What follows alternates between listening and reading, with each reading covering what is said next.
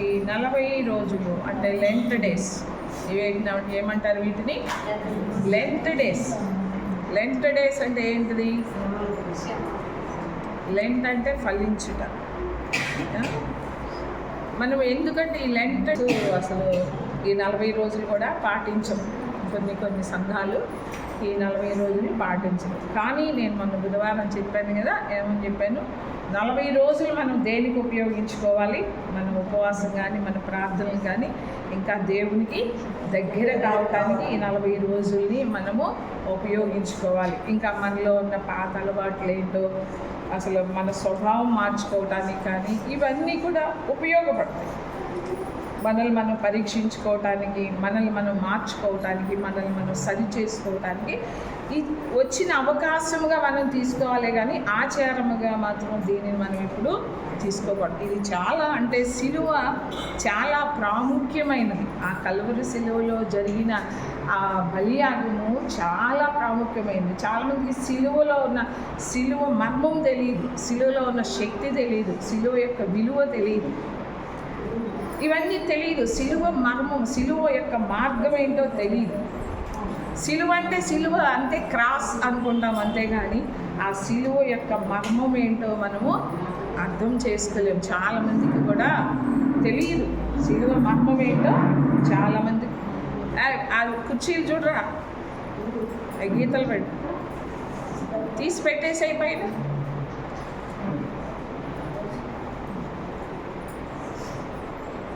మర్మము,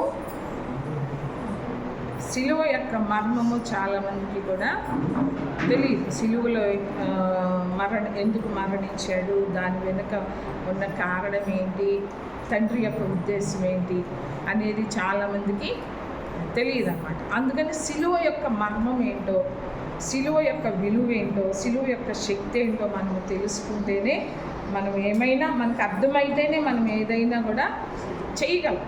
అందుకని సిలువ ధ్యానాలు అంటే ఆయన పడిన శ్రమలను, ఆయన పడిన మరణాన్ని, ఆయన పొందిన మరణాన్ని, ఇది మాత్రమే మనము ధ్యానించాలి. అది కూడా ఆయన పడిన శ్రమని అయ్యో పాపం అంటూ మనము సానుభూతి చూపించకూడదు. అసలు సిలువను నువ్వు ఏ విధముగా చూస్తున్నావు? సిలువను నువ్వు ఏ విధముగా చూస్తున్నావు? చెప్పండి, ఏ విధంగా చూస్తున్నావు సిలువను? కొంతమంది ఉంటారు కదా, సానుభూతి చూపిస్తారు కదా, సానుభూతి చూపిస్తారు. ఏ విధంగా చూస్తున్నట్టు, అయ్యో ప్రభువా, నిన్ను అలా సిలువ వేశారా, ఇలా కొట్టారా, నీకు దాహం అయితే నీళ్ళు ఇవ్వలేదా అని చెప్పి సానుభూతి చూపిస్తూ ఉంటారు. ఆ కొట్టే వాళ్ళని చూసి ఏమంటాం మనము?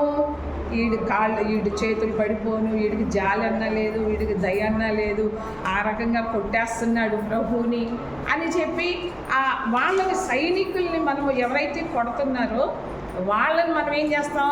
వాళ్ళని తిట్టుకుంటూ ఉంటాం, ఒక్కోసారి ఏడుస్తూ ఉంటాం. అయ్యో ప్రభువా, ఎలా భరిస్తున్నావు ఆ నొప్పులు, ఆ ముళ్ళ కిరీటం, ఆ చేతుల్లో కాళ్ళలో మేకులు ఎలా భరిస్తున్నావు ప్రభువా అని చెప్పి. అంటే ఆయనను బట్టి నువ్వు బాధపడుతున్నావే కానీ సిలువను నువ్వు అసలు సానుభూతిగా చూస్తున్నావే కానీ అంటే నువ్వు నీ వద్ద నుండి ప్రభు సానుభూతిని కోరుకోవటంలా. ఏమ్మా, సానుభూతిని నీ వద్ద నుండి దేవుడు ప్రభు కోరుకోవటంలా, నువ్వు జాలి పడాలని కోరుకోవటంలా దేవుడు. నువ్వు సిలువను మనం ఏ విధముగా చూడాలి అంటే నీకు అన్వయించుకునే దృక్పథములో చూడాలి. ఎలా చూడాలి? సిలువను చూసినప్పుడు నీవు అన్వయించుకోవాలి. ఆ సిలువలో శ్రమలు కానీ, శిక్ష కానీ సమస్తము కూడా నీకు అన్వయించుకునే దృష్టిలో, అంటే అన్వయించుకునే దృక్పథంలో చూడాలే కానీ సానుభూతిని చూపించకూడదు ప్రభు మీద. అందుకనే యేసు ప్రభువుని సిలువ మోసుకుంటూ వెళ్తే, యెరూషలేము కుమార్తెలారా, మీరు నా కొరకు ఏడవద్దు. ఎవరి కొరకు ఏడవమన్నాడు? ఇప్పుడు మన పరిస్థితి ఎట్లా ఉందంటే, మనము ఆయన కొరకు, ఎవరి కొరకు? అయ్యో ప్రభువా, నిన్ను సిలువ వేశారా నాయన అని చెప్పి ఆయన కొరకు మనం ఏం చేస్తాం? జాలి పడతాం. కానీ ప్రభు అది కోరుకోవట్లా. ప్రభు ఏమంటున్నాడు, నా కొరకు ఏడవద్దు, మీకోసం ఏడవండి, మీ పిల్లల కోసం ఏడవండి, మీ కుటుంబాల్లో రక్షణ లేని వాళ్ళ కొరకు ఏడవండి. నేను ఎందుకు ఈ సిలువ వేయబడుతున్నాను, దానిలో ఉన్న మర్మం ఏంటో మీరు అర్థం చేసుకోండి అంటున్నాడు. ఎవరి కొరకు ఆ సిలువ? మన కోసం, నీ కోసం, నా కోసం ఆ సిలువ. అంతేగాని ఆయన మీద జాలిపడటానికి కాదు, ఆయన మీద సానుభూతి నువ్వు చూపించటానికి కూడా కానే కాదు. ఏడవాలంట. నీ కొరకు ఏడు, నీ కుటుంబంలో వాళ్ళ కొరకు ఏడు. నీ కుటుంబంలో రక్షణ లేని వాళ్ళు ఉన్నారా? నీ బంధువులు ఉన్నారా? నీ రక్త సంబంధులు ఉన్నారా? రేపు అక్కడికి వెళ్ళినాక ఆ అగ్ని గుండంలో పడితే నువ్వు చూస్తూ ఉండగలవా? ఆ ధనవంతుడు ఏమంటున్నాడు, నరకంలో పడితే. ఇప్పుడు మనం నిర్లక్ష్యం చేస్తున్నాం. ఇంత గొప్ప రక్షణను నీవు నిర్లక్ష్యం చేస్తే నువ్వు ఎలా తప్పించుకుంటావు? హల్లెలూయా. అన్ని శ్రమలు, అన్ని హింసలు, అన్ని దోషులు, అంత నిందలు, అవమానాలు పొందింది నీ కోసం, నా కోసం. ఆ ధనవంతుడు ఏడుస్తున్నాడు, అయ్యా నేను నిర్లక్ష్యం చేసి ఆ భూలోకంలో ఉన్నప్పుడు ఆయన కూడా దేవుణ్ణి నమ్ముకున్న అతనే. అబ్రహామా, తండ్రి అయిన అబ్రహామా అని పిలుస్తున్నాడు. ఆయన కూడా ఎవరు తెలుసుకున్నాలే. తెలుసుకొని కూడా ఏం చేశాడు? భూలోకంలో ఉన్నప్పుడు నిర్లక్ష్యం చేశాడు. ఏమైందిలే, వెళ్తే వెళ్దాంలే, వాటికంటే నా పనే ముఖ్యం, నా పని ముఖ్యం, నా డబ్బులు, నా ఆస్తి, నా కుటుంబాన్ని నేను ఎలా పోషించుకోవాలి. చూడండి, శుక్రవారం వాళ్ళంటే ఆడవాళ్ళే వస్తారు, మగవాళ్ళు రాదు. ఎందుకని? వాళ్ళకి అక్కర్లేదు. సిలువ అంటే అందరికీ, ఆడవాళ్ళని లేదు, మగవాళ్ళని కూడా, స్త్రీ పురుషులన్న భేదము లేనే లేదు. భూమి మీద ఉన్నప్పుడు నువ్వు నిర్లక్ష్యం చేస్తే దానికి నువ్వెంతో వెల చెల్లించుకోవాల్సి వస్తుంది. ఈ భూమి మీద నువ్వు దేనిని బట్టి దేవుని నిర్లక్ష్యం చేస్తున్నావో అక్కడ నీవు మూల్యము చెల్లించుకోక తప్పదు. ధనవంతుడు మూల్యం చెల్లించాడు. ఈ లోకంలో ఉన్నప్పుడు ఏమి తిందమా, ఏమి త్రాగుదమా, ఏమి ధరించుకుందామా, నా ప్రాణమా తిను త్రాగు సుఖించు అన్నాడు. నీకు తిండి లేకపోతే, దేవుడు ఒకవేళ ఇవ్వకపోతే పస్తులుండు. పస్తులతో చచ్చిపోవడానికైనా సిద్ధపడాలి. అంతేగాని దేవుణ్ణి కనుక దూరం పెట్టావనుకో చాలా మూల్యం చెల్లించుకోవాల్సి వస్తుంది. జాగ్రత్త. ధనవంతుడు నిర్లక్ష్యం చేశాడు. ఎక్కడికి వెళ్ళాడు? అగ్నిగుండంలోకి వెళ్ళాడు. తట్టుకోలేకపోతున్నాడు. మనం గ్యాస్ మీద ఒక్కసారి చెయ్యి కాలితేనే హాస్పిటల్స్లో ఉంటారు చూడండి. ప్రవీణ్ వాళ్ళ తమ్ముడు ప్రదీప్ వెళ్ళినప్పుడు కాల్చుకున్నప్పుడు చూసాం. ఎంత వేదన అంటే, ఎంత నరకం అంటే అంత నరకం. మరి నిత్యము అలా ఉండగలుగుతావా? నీ ఇంట్లో వాళ్ళు అలా ఉంటే కనుక నువ్వు తట్టుకోగలుగుతావా? నిజాన్ని ఆలోచించటం, ఉన్నదాన్ని ఆలోచించలేకపోతున్నారు. చాలా నిర్లక్ష్యం చేస్తున్నారు.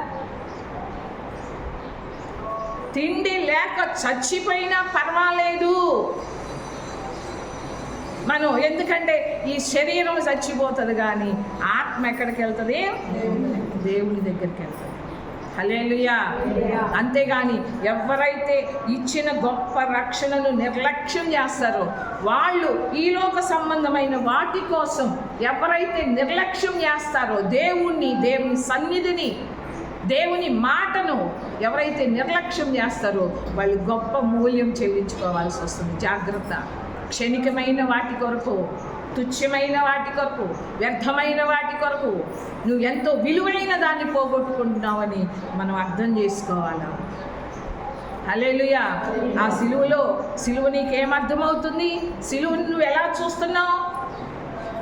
జాలిగా చూస్తున్నావా? ప్రభువుని ఏడుస్తున్నావా? అక్కడ సిలువకేస్తుంటే ప్రభువుని, ఆయన సిలువ వేస్తుంటే చూడటం కాదు, నీ ఇంట్లో వాళ్ళ గురించి ఏడు. ఎలా ఉంటున్నాం మనము? ఆయన రాకడ వస్తుంది, ఆయన రాకడ సమీపముగా ఉంది. ఎలా సిద్ధపడుతున్నావు? ఎలా నిన్ను నువ్వు దిద్దుకుంటున్నావు? దిద్దుబాటు లేకుండా సిద్ధపాటు అనేది ఉండదు. సిద్ధపడటం అంటే ఏంటి? ఎప్పటికప్పుడు దిద్దుకుంటూ మనము ముందుకు వెళ్ళటమే. దిద్దుబాటు లేకుండా, సరి చేసుకోకుండా, మనల్ని మనం మార్చుకోకుండా, నా గుణం ఏంటి, నా స్వభావం ఏంటి, నా ప్రవర్తన ఏంటి, నా క్రియలేంటి అని చెప్పి నీవు సరి చేసుకోకుండా, నిన్ను నువ్వు మార్చుకోకుండా ముందుకు వెళితే అది సిద్ధపాటు కాదు. నువ్వు సిద్ధపడాలంటే మనలో ఎందుకు సిద్ధపడాలి? ఆయన రాకడలో ఎత్తబడటానికి మనం సిద్ధపడాలి. ఆయన రాకడలో ఎత్తబడాలి అంటే మనం ఏం కలిగి ఉండాలా? ఆయన చెప్పినట్లుగా మనము చేసేవారిని అన్నాడు. ప్రభు అన్నాడు, ఈ లోకాధికారితో నాకు సంబంధం లేదు అంటున్నాడు. అంటే ఆయనకు సంబంధించింది నాలో ఏది లేదు. మనం సరి చేసుకునే క్రైస్తవులు అంటేనే దిద్దుబాటు జీవితం కలిగిన వాళ్ళు. అలా ఉంటున్నాయా మన జీవితాలు? ఎంతో వాక్యం వింటున్నాం, కానీ మన జీవితాలు ఏంటి? మనల్ని మనం సరి చేసుకుంటూ, మనల్ని మనం మార్చుకుంటూ, మనల్ని మనం పరీక్షించుకుంటూ, మనల్ని మనం దిద్దుకుంటూ వెళ్ళాలి ముందుకి. అంతేగాని వాక్యం విని వదిలేస్తే దాని వలన సమస్తం కూడా వ్యర్థమే. నువ్వు వాక్యం విని కూడా వ్యర్థమే.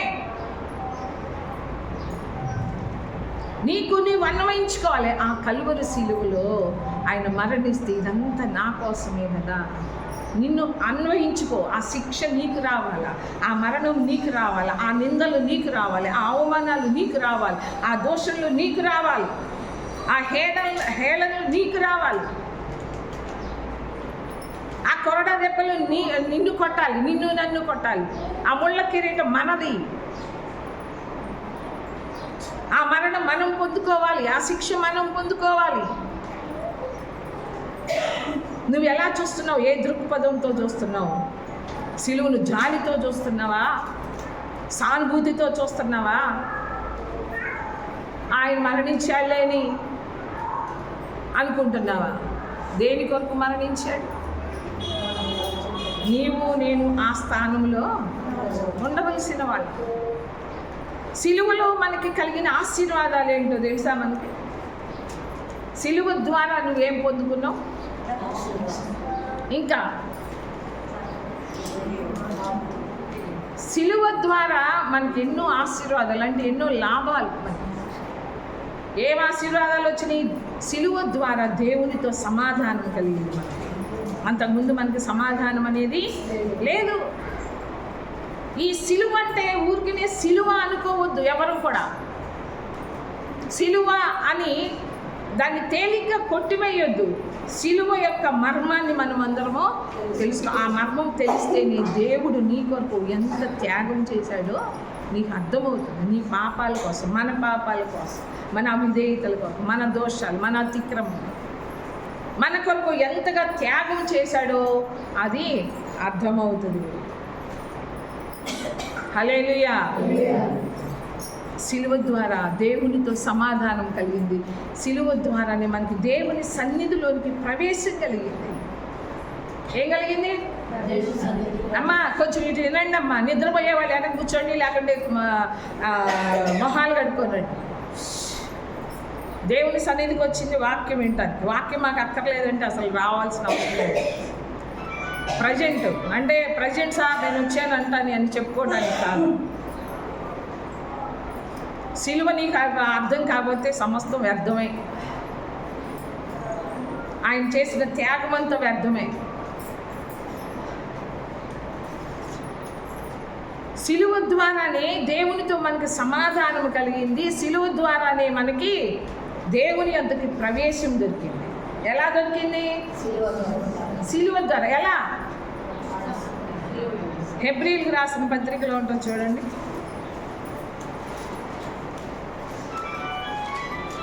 మీ ఫోన్లన్నీ ఆపేసుకోండి, స్విచ్ ఆఫ్ చేసుకోండి. మీరు ఇంకొకటి ఏంటంటే, దేవుని కంటే ఎక్కువగా మీరు ఏం చేస్తారంటే వాళ్ళు ఎప్పుడెప్పుడు ఫోన్ వస్తుందా అని చూస్తారు. కొంతమంది దేవుని సన్నిధిలో కూర్చొని ఎప్పుడెప్పుడు ఫోన్ వస్తుంది రావటం ఆలస్యం పరిగెత్తుతారు బయటకి. దేవుణ్ణి అవమానపరిచినట్టు, అది గుర్తుపెట్టుకోండి.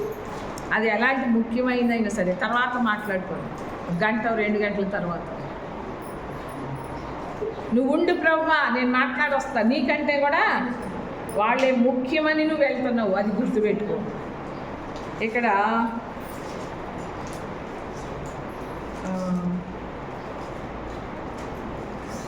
ఎక్కడేంటి 10వ అధ్యాయం, హెబ్రీయులకు రాసిన పత్రిక 10వ అధ్యాయము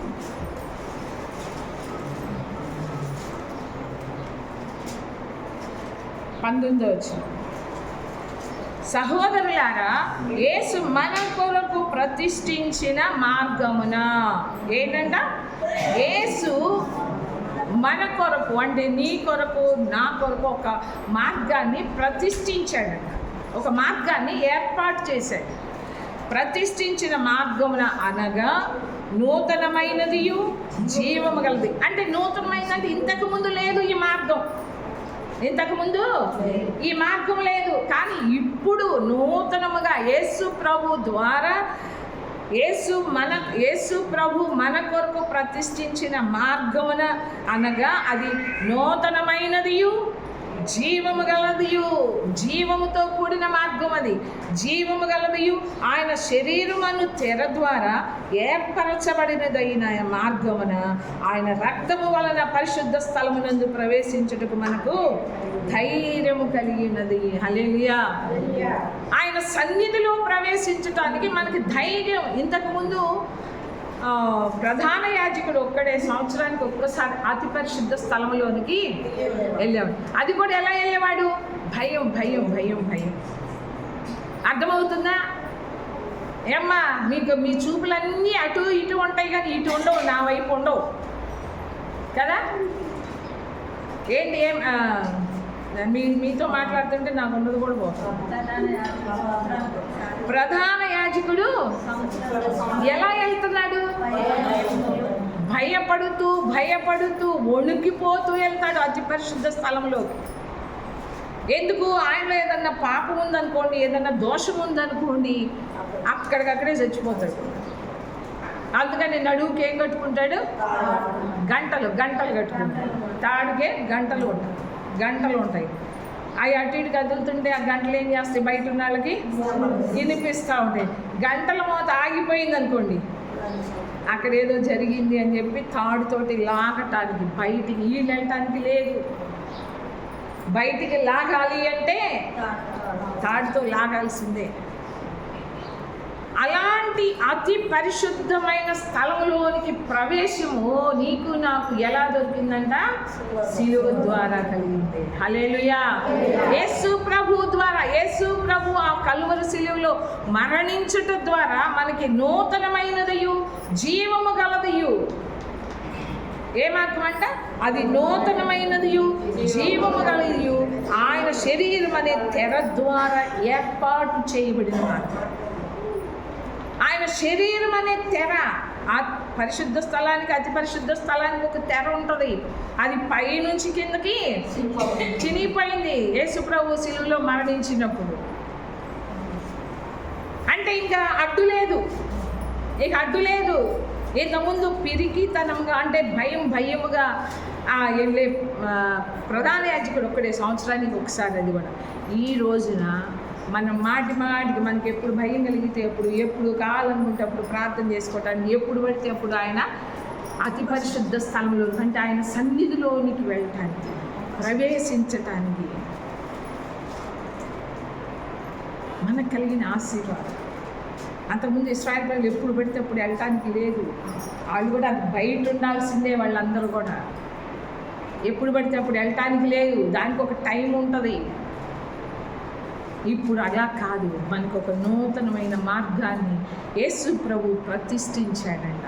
హల్లెలూయా. ఆయన శరీరం అనే తెర ద్వారా ఏంటంట? ఏర్పరచబడిన ఆ మార్గం అంట ఆయన రక్తము వలన పరిశుద్ధ స్థలమందు ప్రవేశించడానికి.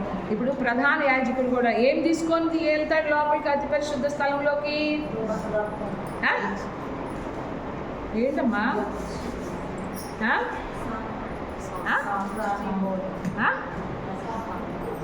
ఒక్కళ్ళన్నా గట్టిగా చెప్పరు, అంటే తెలియదు. సామ్రాణి తీసుకొని వెళ్తాడా? ఇంతకుముందు ఎన్నిసార్లు చెప్పాను, అతి పరిశుద్ధ స్థలంలోకి వెళ్ళాలంటే రక్తము కావాలి కదా, గొర్రె పిల్ల రక్తం కావాలా లేదా? ఎందుకని? ఏం తీసుకొని వెళ్తాడు ఆయన సన్నిధిలోకి? ఆ రక్తాన్ని బట్టే ప్రధాన యాజకుడికి క్షమాపణ వస్తుంది. ఆ అతి పరిశుద్ధ స్థలంలోనికి వెళ్ళే అర్హత వస్తుంది. ఆ రక్తం లేకుండా వెళ్తాడా? మరి ఇంతకుముందు చాలాసార్లు చెప్పాను, మరి ఎందుకని? ఇది తెలియకపోతే ఇంకెందుకు? ఇప్పుడు ఆ అతి పరిశుద్ధ స్థలంలోకి యేసు ప్రభు ఎలా ప్రవేశించాడు? ఆయన రక్తము తీసుకొని దేవుని సన్నిధిలో ప్రవేశించాడు. హల్లెలూయా.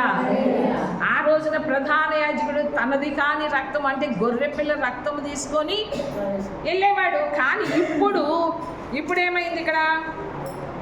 తన రక్తము వలన, చూడండి అక్కడ ఏంటి 10వ అధ్యాయం ఇందాక చూసింది, ఆయన రక్తము వలన, ఇక్కడ ఏమనుంది?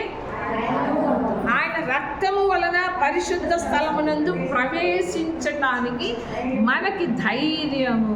హల్లెలూయా. ఇంత గొప్ప ఆశీర్వాదం, ఎంత గొప్ప ఆశీర్వాదం సిలువ ద్వారా. సిలువ యొక్క మర్మం, సిలువ ద్వారా మనకి ఏమి ఇచ్చాడు? ఏ ఆశీర్వాదాలు ఇచ్చాడు?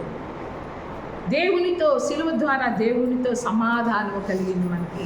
అలాగనే ఆ సిలువ ద్వారానే దేవుని సన్నిధిలోకి ప్రవేశం దొరికింది. హల్లెలూయా. అంటే ఆ సిలువలో ఆయన మరణించటం ద్వారా, ఆ సిలువలో ఆయన రక్తాన్ని కార్చటం ద్వారా పరిశుద్ధ స్థలంలో మనకి ప్రవేశం దొరికింది. ఆ సిలువ లేకపోతే నరకమే. దాని విలువ గ్రహిస్తున్నావా? సిలువ యొక్క విలువ. సిలువ ద్వారా మనకి దేవుడిచ్చిన ఆశీర్వాదాలు. ఆ సిలువను చూస్తే ప్రభు ఒక్కడే కనిపిస్తాడు మనకి కదా. ఇవన్నీ గుర్తుకు రావాలి, సిలువలో ఉన్న మర్మం. హల్లెలూయా. సిలువ ద్వారా దేవునితో సమాధానం వచ్చింది మనకి. సిలువ ద్వారానే దేవుని సన్నిధిలో ప్రవేశం మనకి దొరికింది. సిలువ ద్వారానే మనకి క్షమాపణ దొరికింది. ఏం దొరికింది? క్షమాపణ. ఆయన రక్తము ద్వారానే మనకి క్షమాపణ. ఆయన ప్రాణం పెట్టుటాన మనకి క్షమాపణ దొరికింది. హల్లెలూయా. లేకుంటే మనకి క్షమాపణ లేదు. సిలువ ద్వారా మనకి క్షమాపణ, సిలువ ద్వారా మనకి రక్షణ, సిలువ ద్వారానే మనకి నిరీక్షణ, సిలువ ద్వారానే మన యొక్క విలువ ఏంటో మనకి అర్థమవుతుంది. మనకిచ్చిన విలువ, మన యొక్క విలువ, సిలువ ద్వారానే దేవుని యొక్క ప్రేమ ఏంటో నువ్వు నేను తెలుసుకోగలుగుతున్నావు. హల్లెలూయా. సిలువ ద్వారానే ఇవన్నీ కలిగినాయి. ఏమేం కలిగినాయి? మొదటి నుంచి చెప్పండి. సిలువ ద్వారా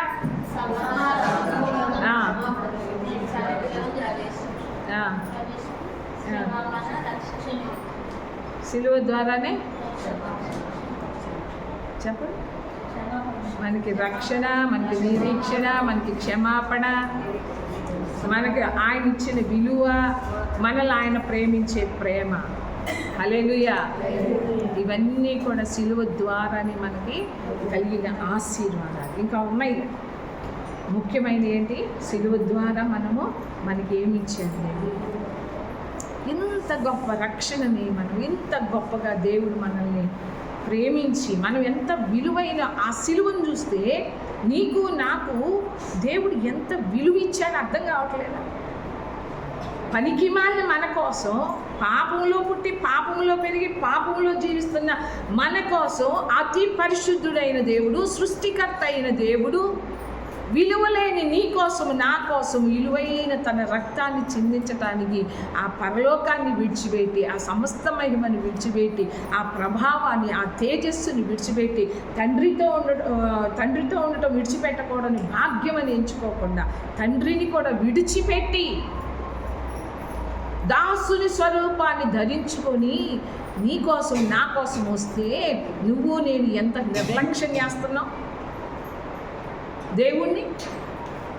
దేవుని మాట వినకుండా, దేవుని మాటకి లోబడకుండా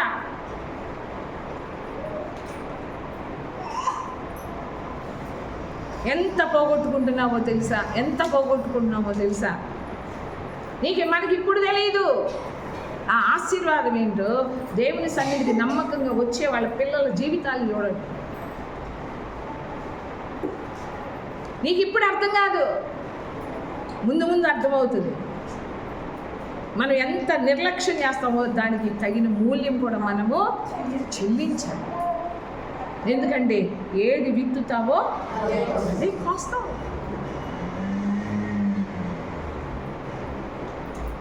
ఇంత గొప్ప ఆశీర్వాదాలను మనకు దేవుడు ఇచ్చాడు. ఎవరైనా ఇవ్వగలరా? ఎవ్వరూ ఇవ్వలేరు. ఇంత గొప్ప ఆశీర్వాదాలను మనకు దేవుడు తన ప్రియ కుమారుని ద్వారా, ఆయన సిలువకు అప్పగించడం ద్వారా మనకి ఇంత గొప్ప ఆశీర్వాదాలు మనకి ఇచ్చాడు. నువ్వు నేను నశించిపోకూడదని, నరకానికి వెళ్ళకూడదని ఆయన ప్రేమించి ఇక్కడికి వస్తే మనం ఏం చేస్తున్నాం? ఆయన అంతగా ప్రేమిస్తే మనం ఎంతగా ప్రేమిస్తున్నాం చెప్పండి. అంటే దాని విలువ నీకు అర్థం కావట్లేదు. దాని విలువ ఆయన యొక్క విలువ నీకు అర్థం కావట్లేదు కాబట్టే నువ్వు రాలేకపోతున్నావు. ఆ రక్షణ నువ్వు నిర్లక్ష్యం చేస్తున్నావు. హల్లెలూయా. చూడండి, క్రయధనముగా అంట ఆయన మన కొరకు ఏం చెల్లించాడు? మార్కు సువార్తలో ఉంటుంది చూడండి. మార్కు సువార్త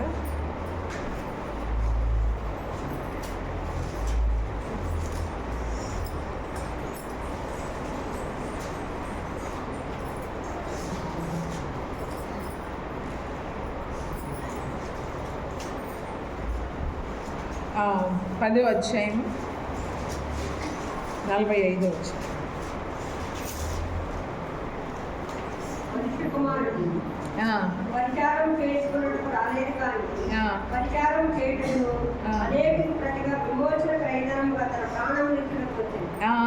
ఎందుకు వచ్చాడంటే ఈ లోకంలోనికి?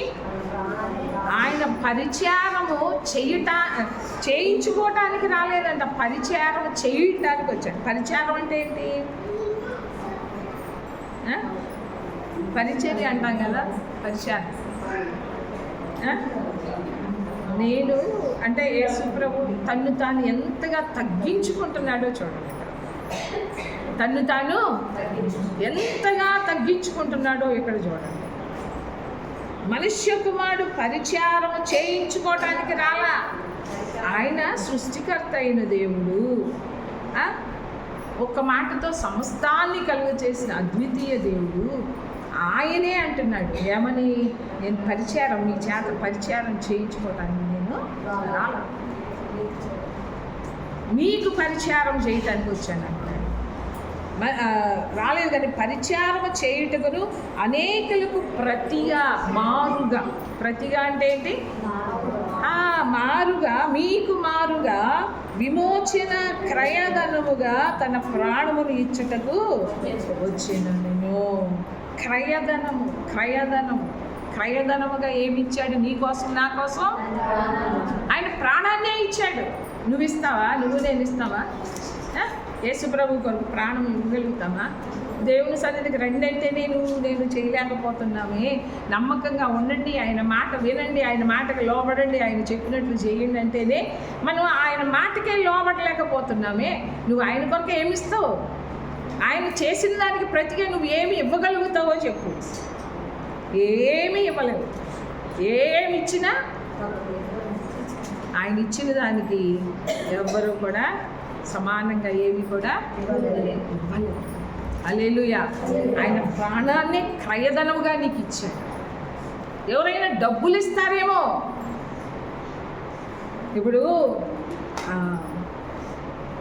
మన ఎవరైనా జడ్జి ఉన్నాడు అనుకోండి, జడ్జి ఉన్నప్పుడు ఒక దొంగకి కానీ నేరస్తుడు కానీ ఆయన చెల్లించలేనంత, అంటే ఆయనకు ఆ శిక్షకి ఆయన ఎంతో జరిమానా వేశాడు.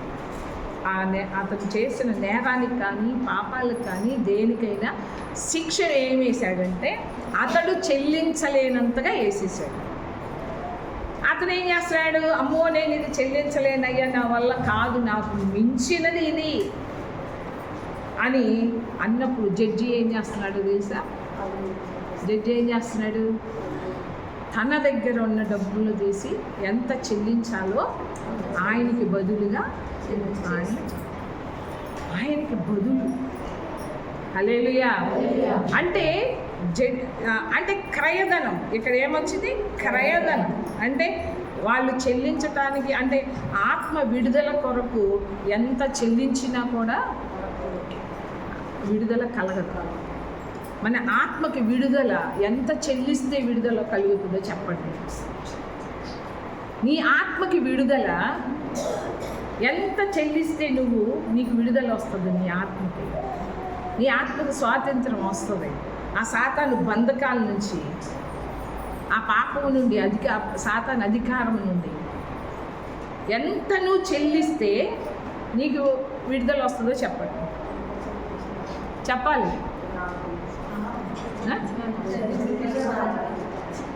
ఆత్మకి విడుదల ఏమి చెల్లించాలి. అలాంటి అమూల్యమైన క్రయధనముగా ఆయన ప్రాణాన్నే పెట్టినప్పుడు మనం ఎందుకు అర్థం చేసుకోలేకపోతున్నాం? ఎందుకు ప్రభు కంటే కూడా నువ్వు ఈ లోకానికి ఎక్కువ ప్రిఫరెన్స్ ఇస్తున్నావు, ఎక్కువ ప్రాధాన్యత ఇస్తున్నావు? చెప్పండి. నీకు అర్థమైతే చెయ్యము, నీకు అర్థమైతే చెయ్యు. చూడండి, అక్కడ కీర్తనలో ఉంటుంది కదా ఒక మాట, 49వ కీర్తన. మొన్న ఆదివారం చెప్పాను కదా,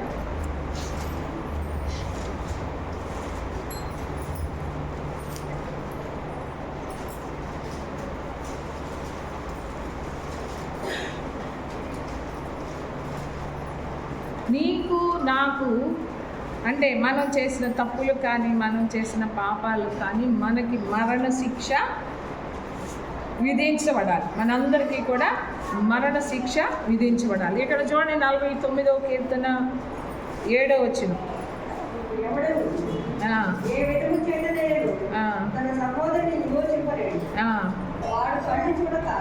కుళ్ళు చూడక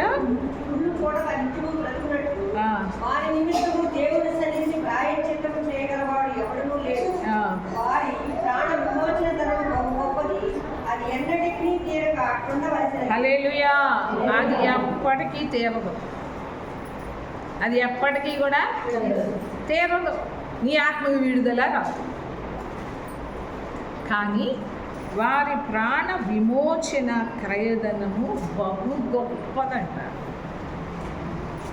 బహు గొప్పది. దాన్ని ఎవ్వడూ చెల్లించలేడంట. పైన ఏముంది?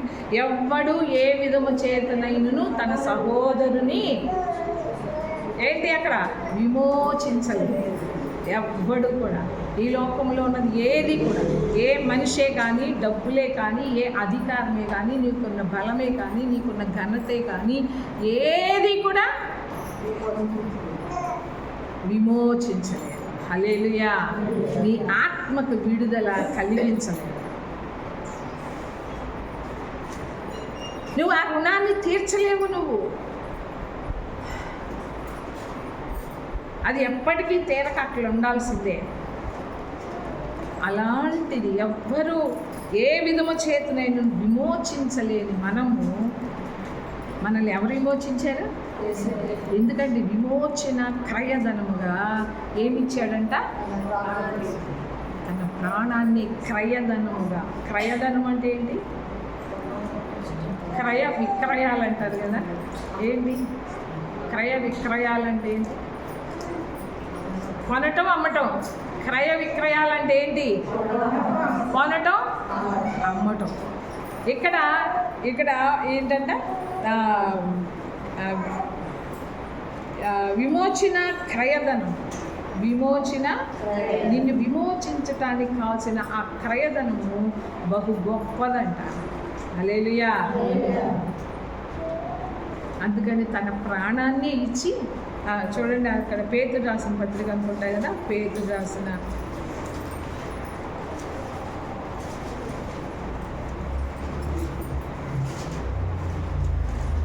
మొదటి పత్రికలో 18 పితృపారంపర్యమైన మీ వ్యర్థ ప్రవర్తనను విడిచిపెట్టినట్లుగా వెండి బంగారముల వంటి క్షయ వస్తువుల చేత మీరు విమోచించబడలేదు, కానీ అమూల్యమైన రక్తము చేత, అనగా నిర్దోషమును నిష్కళంకమునకు గొర్రె పిల్ల వంటి క్రీస్తు రక్తము చేత విమోచించబడితేరని మీరు ఎరుగుదురు కదా. మీకు తెలుసు కదా ఎలా విమోచించబడ్డారు. మీరు ఎలా విమోచించబడ్డారు? క్షయమైన వస్తువుల చేత కాదంట, క్షయమైన వాటి చేత కాదు మిమ్మల్ని విమోచించింది. అమూల్యమైన రక్తము చేత. ఆ రక్తం ఎక్కడా దొరకదు, పరిశుద్ధ రక్తం ఎక్కడా దొరకదు. అలాంటి రక్తము చేత, నిర్దోషమును నిష్కళంకమునైన గొర్రె పిల్ల వంటి క్రీస్తు రక్తము చేత మీరందరూ కూడా విమోచించబడ్డారని మీరు ఎరుగరా? క్వశ్చన్. మీకు తెలుసు కదా, తెలుసా తెలీదా? మరి ఎందుకు నిర్లక్ష్యం చేస్తున్నారు?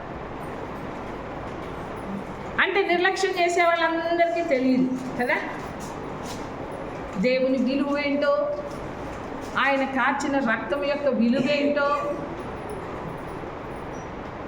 అది అర్థము కాదు.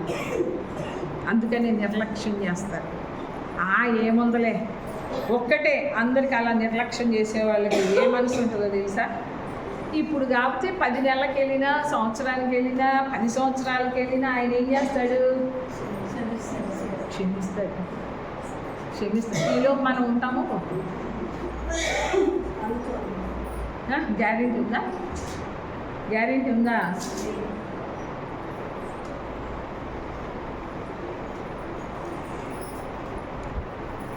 క్రీస్తు రక్తము చేత మీరు విమోచించబడితేరని మీరు ఎరుగురా. హల్లెలూయా. తిమోతికి రాసిన మార్కులో కూడా ఇంకొక మాట ఉంటుంది చూడండి, మార్కు సువార్తలో.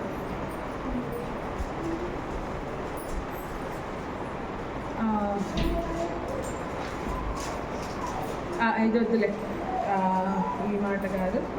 ఇప్పుడు నేనేమని చెప్పాను? తిమోతికి రాసిన మొదటి పత్రిక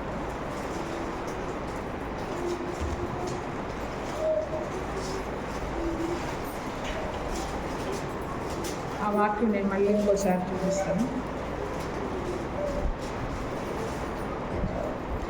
2వ అధ్యాయం 5వ వచనం. దేవుడు ఒక్కడే, దేవునికి నరులకు మధ్యవర్తియు ఒక్కడే, ఆయన క్రీస్తు యేసును నరుడు. ఈయన అందరి వరకు విమోచన క్రయధనముగా తను తానే సమర్పించబడెను. ఏంటంటే ఆయన విమోచన క్రయధనముగా తన్ను తానే సమర్పించుకున్నాడంట. హల్లెలూయా.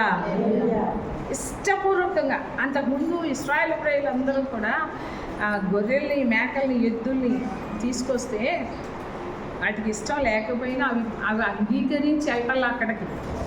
వాళ్ళు దహన బలి అర్పించిన, నైవేద్యం అంటే దాంట్లో జంతువులు అనుకోండి, దహన బలి కానీ, పాప పరిహారార్థ బలి కానీ, అపరాధ పరిహారార్థ బలి కానీ, ఇవన్నీ కూడా సమాధాన బలి కానీ, వీటన్నిటిలో పశువులు వధించబడితే, ఎద్దులు కానీ, మేకలు కానీ, గొర్రెలు కానీ, పావురాలు కానీ, ఇవన్నీ కూడా అవి వధించబడుతున్నాయి అంటే, బలి అవుతున్నాయి అంటే అవి ఇష్టపడి వెళ్ళలేదు.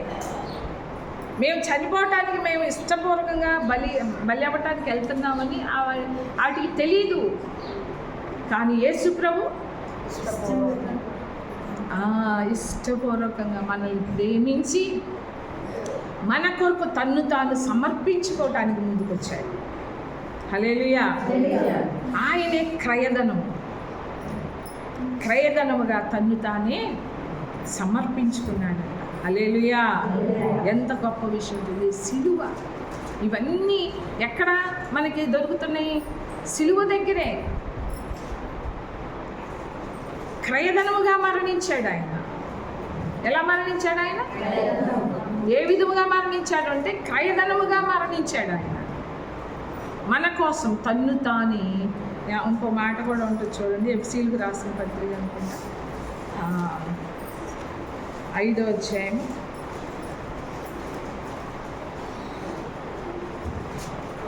1వ వచనం. కావున మీరు ప్రియులైన పిల్లల వలె దేవుని పోలి నడుచుకొనుడి.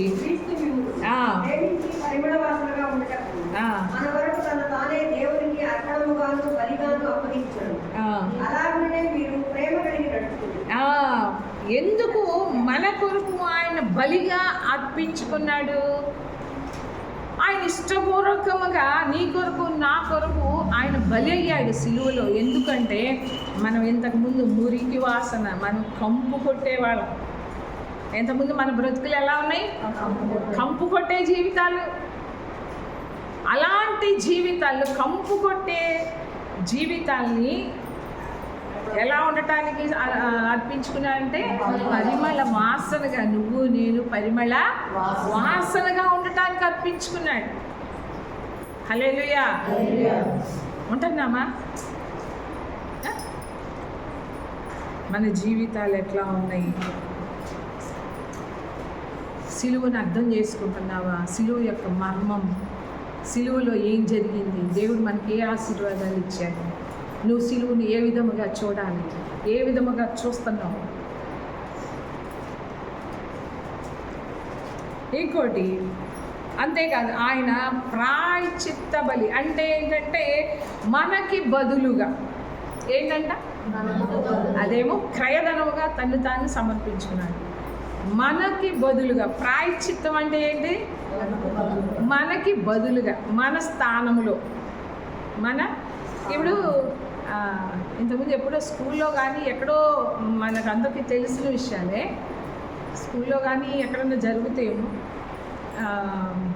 ఏదో పాతకాలం సినిమాలో అనుకుంటా, చెల్లెలకి ఆ టీచర్ ఏం చేస్తాడంటే చెల్లెలు కొట్టడానికని బెత్తం తీసుకొని వస్తాడు.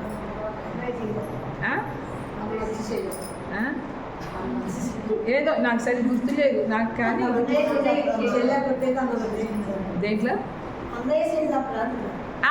ఇప్పుడు ఏం చేస్తుంది? అమ్మో నా చెల్లికి దెబ్బ తగలకూడదు, నా చెల్లెల మీదకి శిక్ష రాకూడదని అన్నయ్య ఏం చేస్తాడు? ఆ చెయ్యి మీద చేయదు. ఇప్పుడు ఎవరికి వచ్చింది శిక్ష? ఆమెకు రావాల్సిన శిక్ష ఎవరికి వచ్చింది? అంతే. బదులుగా, నీకు బదులుగా, నాకు బదులుగా ఎవరు చెల్లించారంట ప్రాయశ్చిత్తం? యేసు ప్రభువు. నా కొరకు నీ కొరకు, నా శిక్షని, మన శిక్షని, మనకి రావాల్సిన శిక్ష, మన మీదకి రావాల్సిన దేవుని యొక్క ఉగ్రత, మన మీదకి రావాల్సిన దేవుని యొక్క తీర్పు, మన మీదకి రావాల్సిన ఆయన యొక్క ఉగ్రత కానీ, శిక్ష కానీ, తీర్పు కానీ, ఇవన్నీ కూడా మన మీదకి రావాల్సి ఉండగా ఎవరి మీదకి వెళ్ళిని? యేసు ప్రభువు. హల్లెలూయా.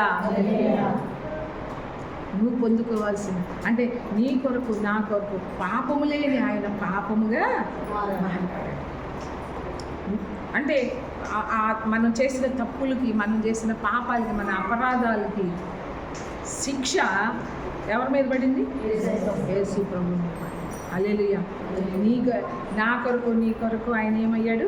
పాపముగా మారిపోయాడు. పాపము లేని ఆయన పాపంగా మారిపోయాడు. నీ కొరకు నా కొరకు ఆయన వ్యసనాక్రాంతుడయ్యాడు, వ్యాధిని అనుభవించిన వాడినయ్యాడు, తృణీకరించబడిన వాడయ్యాడు, మనుషులు చూడనొల్లని వాడయ్యాడు. చూడండి, యెషయా గ్రంథంలో మన పాపాలన్నీ, మన దోషాలన్నీ ఆయన మీద మోపబట్టి అంట. ఏం జరిగింది చూడండి. 53 యెషయా గ్రంథం 53.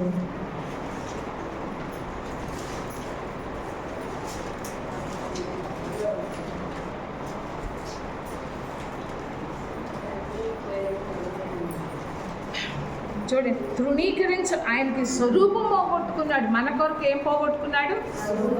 స్వరూపాన్ని పోగొట్టుకున్నాడు, సొగసును పోగొట్టుకున్నాడు, తృణీకరింపబడిన వాడయ్యాడు, విసర్జించబడిన వాడయ్యాడు, వ్యసనాక్రాంతుడైపోయాడు, వ్యాధిని అనుభవించిన వాడికయ్యాడు, మనుషులు చూడనొల్లని వాడికయ్యాడు, తృణీకరించబడిన వాడిగా, శ్రమ నొందిన వానిగా అయ్యాడంట, మొత్తబడిన వానిగా, బాధింపబడిన వానిగా అయ్యాడంట.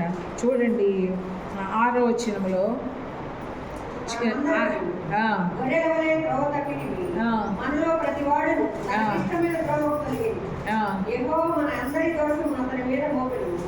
ఎవరి మీద మోపాడు? ఇలా చెప్పా కదా, ఎవరి మీద మోపబడి అన్నీ కూడా నువ్వు చేసిన, నేను చేసిన, సర్వలోకము సర్వ మానవాళి చేసిన పాపాలు, దోషాలు, అపరాధాలు, అతిక్రమలు సమస్తము కూడా ఆయన మీద మోపబడి, నీ కొరకు నా కొరకు ఆయన మోసాడు, ఆయన భరించాడు, శాపగ్రస్తుడయ్యాడు. నీ కోసం నా కోసం ఆయన శాపగ్రస్తుడయ్యాడు. అన్నీ అనుభవించాడు ఆయన నీ కోసం నా కోసం. నువ్వు నేను ఏం చేస్తున్నావు? ఇంతగా చేశాడు దేవుడు మన కోసం. బొచ్చు కత్తిరించు వాని ఎదుట ఆయన ఎలా ఉన్నాడంటే మౌనముగా ఉన్నాడు. హల్లెలూయా. అంటే అందమంతా పోగొట్టుకున్నాడు. బొచ్చు కత్తిరిస్తే ఏమవుతుంది? గొర్రెకి అందమేంటి? అది పోతే ఎట్లా ఉంటుంది? అబ్బో, చూడటానికి ఎలా ఉంటుంది? అందుకనే స్వరూపమైనను సొగసైనను లేకుండా మనుషులు చూడనోళ్ళని వాడికి అయిపోయాడు. హల్లెలూయా. మనుషులు చూడనోళ్ళని వాడికి అయిపోయాడు. నీ కోసం, నా కోసం, మనందరి కోసం ఆయన సొగసు లేని వాడికి అయిపోయాడు.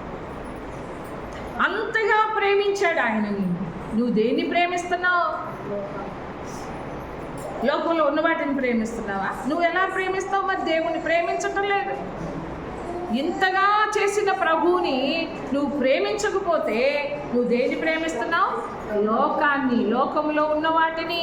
లోకంలో ఉన్నవన్నీ కూడా వ్యర్థము, లోకంలో ఉన్నవన్నీ కూడా అబద్ధములు. క్షణకాలం ఉండే ఇవన్నీ కూడా శాశ్వతమైనవి అక్కడ మనకి. క్షణకాలం ఉండే వాటి కోసం నువ్వు ప్రయాసపడతావా? శాశ్వతమైన వాటి కొరకు నువ్వు ప్రయాసపడతావా? ఏటి కొరకు నువ్వు ప్రయాసపడతావు? ఏటి మీద నీ దృష్టి? ఈ లోక సంబంధమైన వాటి మీద దృష్టి ఉందా? దేవుడు ఇంతగా నీ కోసం, నా కోసం అంతగా మనుషులు చూడనొల్లని వాడిగా అయిపోయాడు. సొగసు లేదు, స్వరూపం లేదు ఆయనకి. తన రూపాన్ని పోగొట్టుకున్నాడు, తన సొగసును పోగొట్టుకున్నాడు. 10,000 మందిలో అతి కాంక్షణీయుడు ఆయన, ధవళవర్ణుడు, రత్నవర్ణుడు ఆయన. తన రూపాన్ని దేని కొరకు పోగొట్టుకున్నాడు? నీ కోసం, నా కోసం.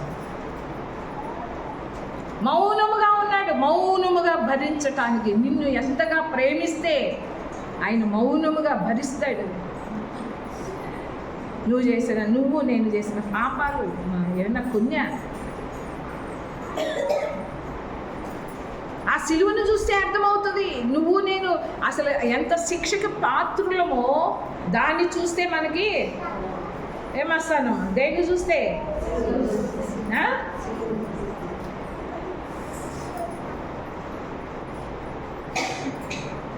దాన్ని చూస్తే అర్థమవుతుంది నిన్ను నన్ను ఎలా ప్రేమించాడో, నిన్ను నన్ను ఎంత విలువైన వారంగా ఆయన భావిస్తున్నాడు.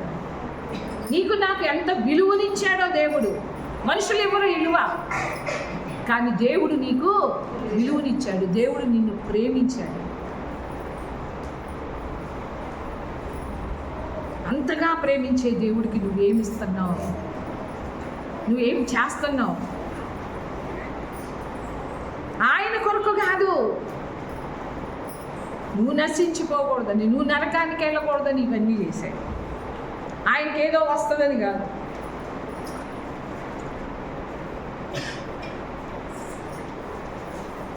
మన మీదకి రావాల్సిన శిక్ష, నీవు నేను పొందుకోవాల్సిన అవమానాలు, నువ్వు నేను పొందుకోవాల్సిన ఆ దెబ్బలు, ఆ కొరడా దెబ్బలు, మొహం మీద ఉమ్మి వేయటం కావచ్చు, కాళ్ళల్లో చేతుల్లో మేకులు కావచ్చు, తలకి ముళ్ళ కిరీటం కావచ్చు,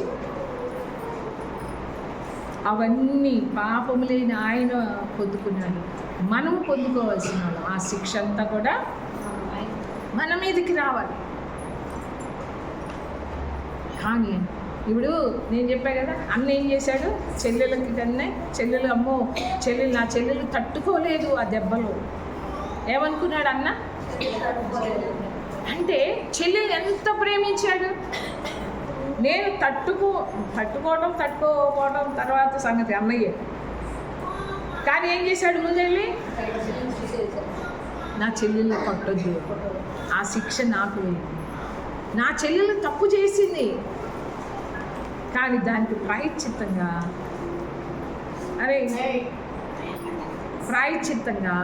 ఏం చేయాలి, నన్ను కొట్టండి. మనకి బదులుగా ఆయన శిక్ష అనుభవించాడు.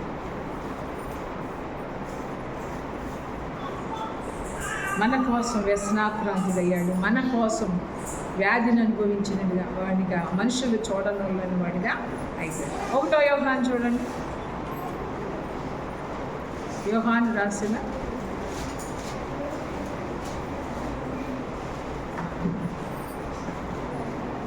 4వ అధ్యాయం.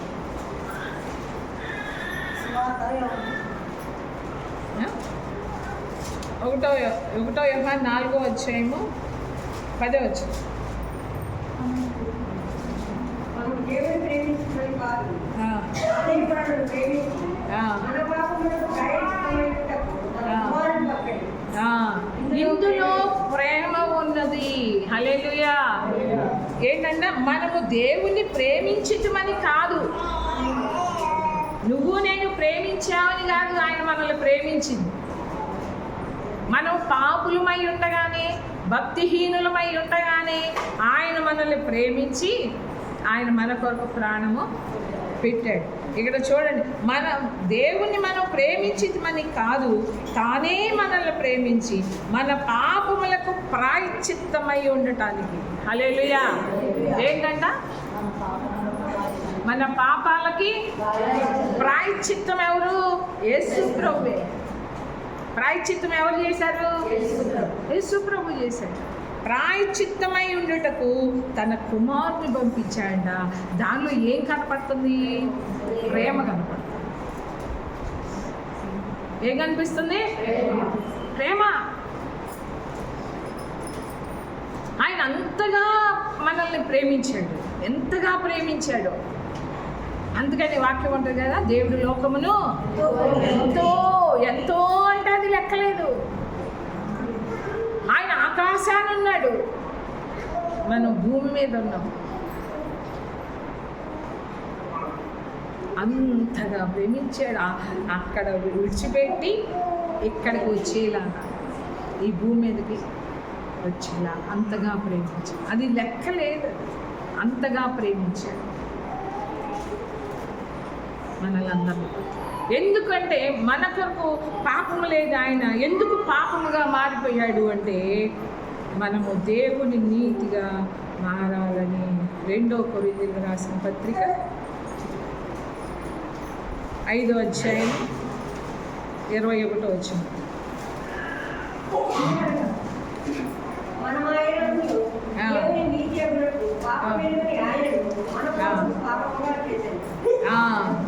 ఏంటంట, ఎందుకనగా మనము ఆయన యందు, ఎవరి యందు? యేసు ప్రభు యందు. మనము ఆయన యందు దేవుని నీతి అగునట్లుగా, దేవుని నీతిగా మనం మారాలని పాపమెరుగని ఆయన మన కోసము పాపముగా మారిపోయాడట.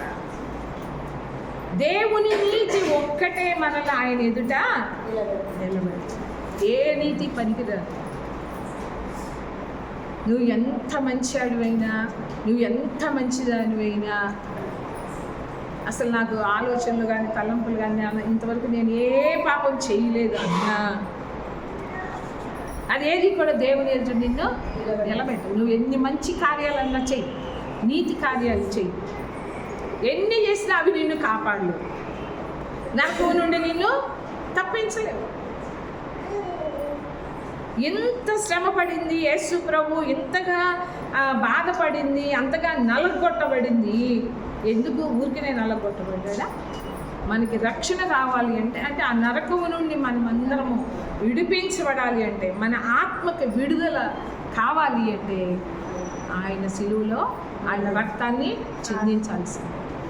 ఆ రక్తము ద్వారానే మనకి విమోచన, ఆయన రక్తం ద్వారానే మనం దేవుని నీతిగా మారుతాం, ఆయన రక్తం ద్వారానే మనం దేవుని ఎదుట నిలబడగలుగుతాం. ఆయన రక్తమే మనల్ని ఆయన సన్నిధిలోనికి తీసుకెళ్తుంది, ఆయన రక్తమే దేవునితో మనల్ని సమాధానపరుస్తుంది. ఇది చాలామందికి తెలియదు. సిలువలో ఆయనే ఏమంటారు చాలామంది, ఆ మేకుల్ని తీసుకొని కిందకి దిగలేడు, ఆయన ఏంటి దేవుడు. దానిలో ఉన్న మర్మం తెలిస్తే కదా, దానిలో ఉన్న మర్మం, దానిలో ఉన్న ఆశీర్వాదం.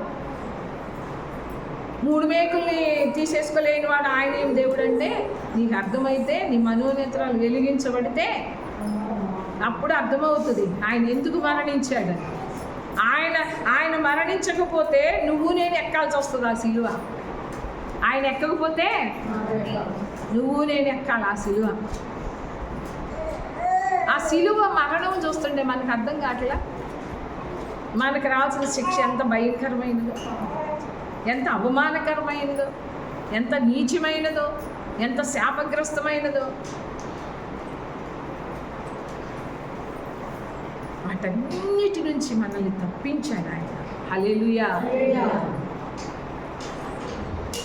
కొద్ది కాలం ఉండి ఈ లోకం కాదు మనం ఆలోచించాల్సింది. దేని కొరకు ఆలోచించాలి? మహా ఉంటే 60 సంవత్సరాలు, 70 సంవత్సరాలు, 80 సంవత్సరాలు ఉంటావేమో ఈ భూమి మీద, లేకుంటే ముందే పోవచ్చు మనం. దీనికోసమా నీ ప్రయాస, దీనికోసమా నీ కష్టము, దేనికోసం నువ్వు కష్టపడుతున్నావు, దేనికోసం ప్రయాస? దేవుడు ఇవ్వలేడా నీకు? దేవుడు ఇస్తాడు, నువ్వు అడగకపోయినా ఇస్తాడు. దేవుడికి నువ్వు నమ్మకంగా ఉండు. పోషిస్తున్నాడు, చాలామందిని పోషించటం లేదా దేవుడు? అనేకుల్ని పోషిస్తున్నాడు. నీ కొరకు నా కొరకు అంత ప్రయాసపడి అంతగా తన ప్రాణాన్ని ఇచ్చాడు ఆయన. మనం ఎంతగా ప్రేమిస్తున్నాము అనేది మనకే తెలుస్తుంది. హల్లెలూయా. ఇంకొకటి అంటే ఇప్పుడు గలతీయులకు రాసిన పత్రికలో కూడా ఉంటుంది చూడండి, మన కోసము ఆయన ఏమైపోయాడంట. 3వ అధ్యాయము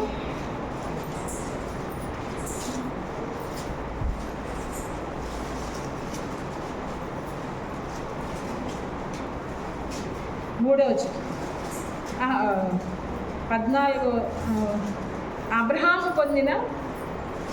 అబ్రహాము పొందిన ఆశీర్వచనము క్రీస్తు యేసు ద్వారా అన్యజనులకు కలుగుటకై క్రీస్తు మన కోసము శాపమై మనలను ధర్మశాస్త్రము యొక్క శాపము నుండి విమోచించెను. హల్లెలూయా. ఎందుకు ధర్మశాస్త్రము యొక్క శాపము నుండి మనల్ని విమోచించాడు? ఎందుకు విమోచించాడు?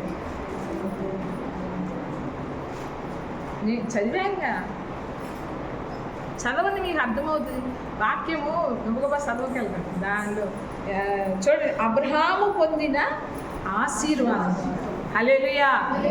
అబ్రహాము పొందిన ఆశీర్వాదం అంట క్రీస్తు యేసు ద్వారా అన్యజనులమైన మనకి కూడా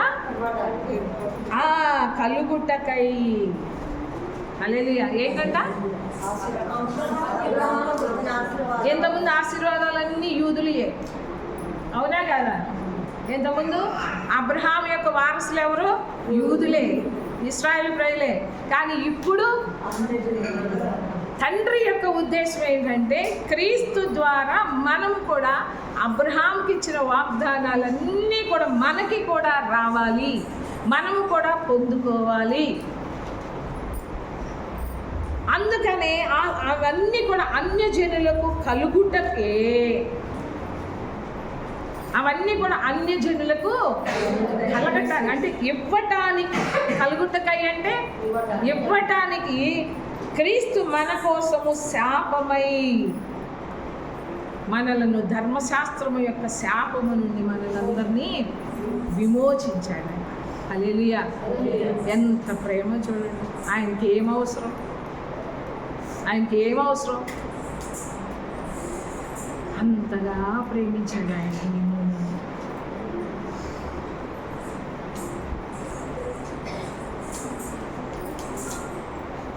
ఇంకొకటి, మనల్ని ధర్మశాస్త్రం యొక్క శాపము నుండి కూడా మనల్ని కూడా విమోచించాడు. చూడండి, రోమీలకు రాసిన పత్రికలో, రోమా పత్రిక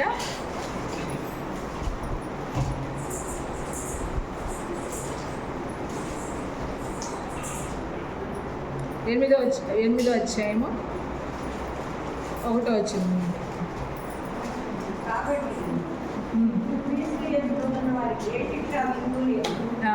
క్రీస్తు యేసునందు జీవము నిచ్చు ఆత్మ యొక్క నియమము పాప మరణముల నియమము నుండి నన్ను విడిపించింది. ఎట్లనగా ధర్మశాస్త్రము దేనిని చేయజాలకపోయేదో దానిని దేవుడు చేశాడు.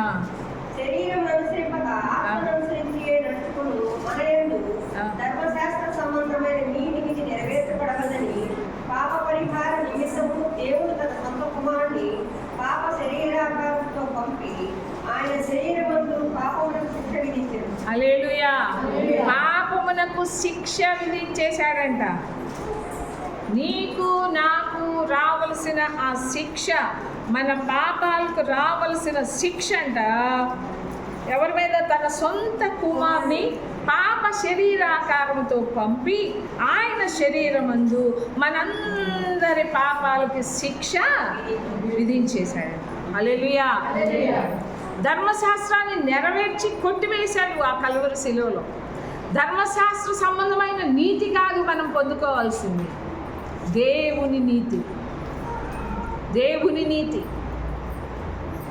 ధర్మశాస్త్రాన్ని ఎవ్వరూ కూడా అనుసరించలేదు. అందుకని ఇశ్రాయేలు ప్రజలు కూడా గొర్రెల్ని మేకలు ఎందుకు బలిస్తున్నారు? తాత్కాలికంగా ఆ పాపాలు కప్పిపెడతాయే కానీ యేసు ప్రభు వచ్చి లోకానికి వచ్చి ఆ శిలువలో మరణించిన తర్వాతే వాళ్ళ పాపాలకు కూడా క్షమాపణ దొరుకుతుంది. అప్పటిదాకా వాళ్ళకి తాత్కాలికంగా వాళ్ళ పాపాలు కప్పి పెడతాయి అంతవరకే. అందుకనే యేసు ప్రభు మరణించినాక ఎక్కడికి వెళ్ళాడు? ఆ కిందకి వెళ్ళాడు. అప్పటిదాకా వాళ్ళకి క్షమాపణ లేదు. పూర్తి అంటే సంపూర్ణంగా వాళ్ళు విమోచించబడలేదు. సంపూర్ణంగా ఎప్పుడు విమోచించబడ్డారు అంటే ఆయన రక్తాన్ని ఎప్పుడైతే కార్చాడో అప్పుడు ఆయన కిందకెళ్ళి వాళ్ళని ఆ చెరగా తీసుకెళ్ళి పరదేశంలో, అంటే 3వ ఆకాశంలో. పరదేశం అంటే అంతకుముందు కిందే ఉంది. పరదేశం పాతాళంలోనే ఉంది. మొన్న చెప్పాను కదా, పాతాళంలోనే ఉంది. కానీ యేసు ప్రభు చనిపోయిన తర్వాత ఏం చేశాడు? వాళ్ళందరినీ తీసుకెళ్ళి చెరగా తీసుకెళ్ళి 3వ ఆకాశంలో అక్కడ పెట్టేశాడు. అది పరదేశం. అందుకని ఇప్పుడు ధర్మశాస్త్ర సంబంధమైన నీతి నెరవేర్చబడవలనని, అంటే ధర్మశాస్త్రం ఏం చేస్తుంది? పాపానికి శిక్ష వేయాల్సిందే అంటుంది. ఏమంటది? అంటే ఇప్పుడు అంటే మరణానికి బలం ఎక్కడుంది? పాపం. పాపానికి బలం ఎక్కడి నుంచి వచ్చింది? ధర్మశాస్త్రం. అందుకని ధర్మశాస్త్రము కొట్టివేస్తే నెరవేర్చి కొట్టివేశాడు. నెరవేర్చి కొట్టివేసినందువల్ల దానికి ఇంకేమీ ఏ బలము లేదు. ఇంకా నువ్వు నేరస్తుడివి, నువ్వు పాపివని అంటానికి అవకాశమే లేదు. నువ్వు నేరస్తుడు అని చెప్పే అవకాశమే లేదు.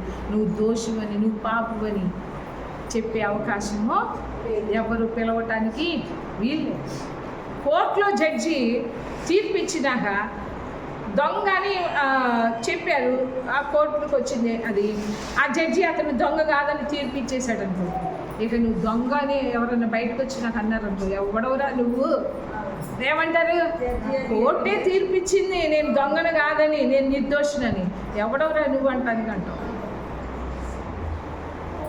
అందుకని ఇక్కడ ఎక్కడ ఉంటుంది, ఇక్కడే చూడండి 8వ అధ్యాయంలోనే 33వ వచనంలో, దేవుని చేత ఏర్పరచబడిన వారి మీద నేరము మోపువాడెవడు. హల్లెలూయా. దేవుని చేత ఏర్పాటు చేసిన వాళ్ళ మీద నేరము ఎవడు మోపటానికి వీల్లేదు. అందుకని ఇక్కడ మొదటి వచనంలో ఏముంది, ఇప్పుడు క్రీస్తు యేసునందున్న వారికి ఏ శిక్ష విధి. ఎప్పుడైతే నువ్వు సిలువ దగ్గరికి వస్తావో ఇక నీ మీద నేరం మోపేవాడు ఎప్పుడు కూడా లేదు. నువ్వు దోషివి, నువ్వు పాపివి అని ఎవ్వడు కూడా అనే అవకాశం లేకుండా చేసేసాడు. అందుకని క్రీస్తు యేసునందున్న వారికి ఏ శిక్ష విధి లేదు. ఎందుకంటే క్రీస్తు యేసునందు జీవమునిచ్చు ఆత్మ యొక్క నియమము పాప మరణముల నియమము నుండి నన్ను విడిపించను. ఎట్లాగా ధర్మశాస్త్రము దేనిని చేయజాలకపోయినో దానిని దేవుడు చేసిన. శరీరం అనుసరింపక ఆత్మను అనుసరించే నడుచుకును మన యందు ఏమన్నాడు పౌలు భక్తుడు, మన యందు అంటే మనల్ని కూడా కలుపుకుంటున్నాడు పౌలు భక్తుడు. ఏంటంటే మనం అలాంటి వాళ్ళమా చెప్పండి, మనం ఎవరు ఎలాంటి వాళ్ళమేనా? ఎలా అక్కడ ఏమనుంది, తనతో మనల్ని కూడా కలుపుకొని ఏమంటున్నాడు, శరీరమును అనుసరింపక ఆత్మను అనుసరించే నడుచుకొని మన యందు. మనం నడుచుకుంటున్నామా? ఆత్మను అనుసరించి నడుచుకుంటున్నామా? పౌలు భక్తుడు అన్నాడు తనతో పాటు మనల్ని కూడా చేరుస్తున్నాడు. శరీరాన్ని అనుసరించకుండా ఆత్మను అనుసరించి ఎవరైతే నడుచుకుంటారో వాళ్ళకన్నా ధర్మశాస్త్ర సంబంధమైన నీతి నెరవేర్చబడవలెనని పాప పరిహారము నిమిత్తము దేవుడు తన సొంత కుమారుని పాప శరీరాకారముతో పంపి ఆయన శరీరమందు పాపమునకు శిక్ష విధించేశాడు. అందుకని ఇప్పుడు ఏ శిక్ష లేదు. ఎవరైతే నేను పాపిని అని చెప్పి సొంకరలాగా ఎవరైతే తగ్గించుకొని నీలో ఉన్న పాపాలను నువ్వు గ్రహిస్తే, అందుకని వాక్యంలో ఏముంటుంది, హృదయము మోసకరమైనది, అది ఘోరమైన వ్యాధి కలిగింది, దాన్ని గ్రహించగలిగిన వాడు. అంటే నీ పాపాన్ని నువ్వు గ్రహించలేవు. నీకు వాక్యము తెలియకుండా నీవేంటో నువ్వు ఎంత పాపివో నిన్ను నువ్వు గ్రహించుకోలేవు. అబద్ధం ఆడటం కూడా పాపం అంటున్నాడు దేవుడు. అది నువ్వు గ్రహిస్తావా? వాక్యపు వెలుగులోనే నువ్వు నేను ఎంత పాపులమో మనమందరము కూడా గ్రహిస్తాం.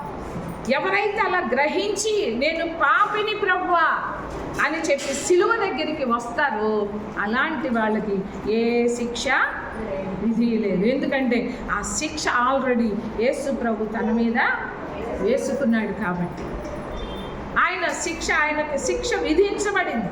నీ స్థానంలో నా స్థానంలో ఆయన ఉన్నాడు. ఆయన మరణించాడు కాబట్టి నీకు నాకు ఇంకా శిక్ష ఏది లేదు. హల్లెలూయా. సిలువ యొక్క మర్మం ఏం తెలుసుకోవాలి మనం? అమ్మా నిద్రపోయే వాళ్ళు లేవండి.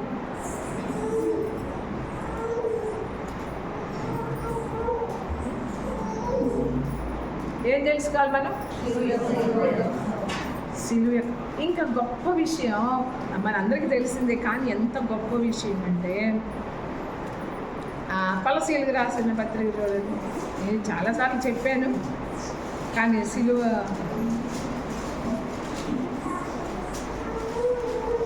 2వ అధ్యాయం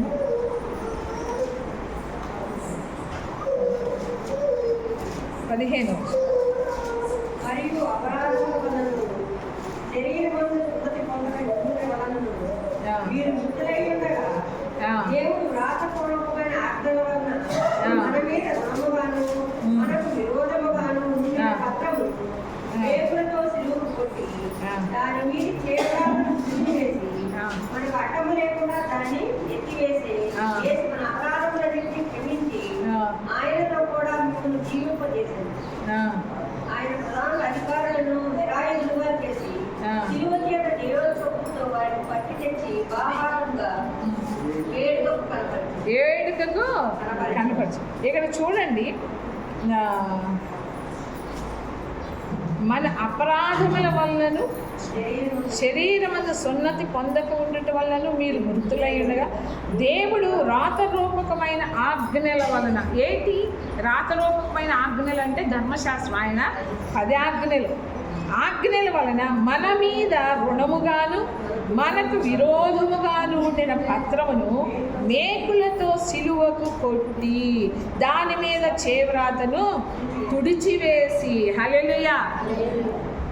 దేనికి కొట్టారంట? మన పాపాలు, మన దోషాలు, మన అపరాధాలు అన్నీ కూడా.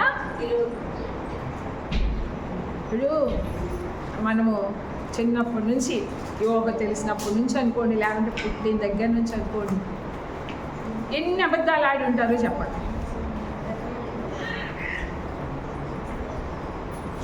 ఎన్ని అబద్ధాలు ఆడి ఉంటారో చెప్పండి. ఎన్ని పాపాలు మనలో, మన తలంపులు, మన ఆలోచనలు, మన ఊహలు, మన చూపులు, మన హృదయంలో ఉన్న పాపాలు అంటే వేషధారణ కానీ, గర్వం, అహంకారం, ఈర్ష్య, అసూయ, ద్వేషాలు, దుర్నీతి, దుష్టత్వం, దుర్మార్గత, ఇవన్నీ కూడా అబద్ధాలు. కానీ ఇవన్నీ లిస్టు రాసేవనుకో, నేను చెప్పే సీరియస్. ఏంటంటే భూలోకి సరిపోతుందా?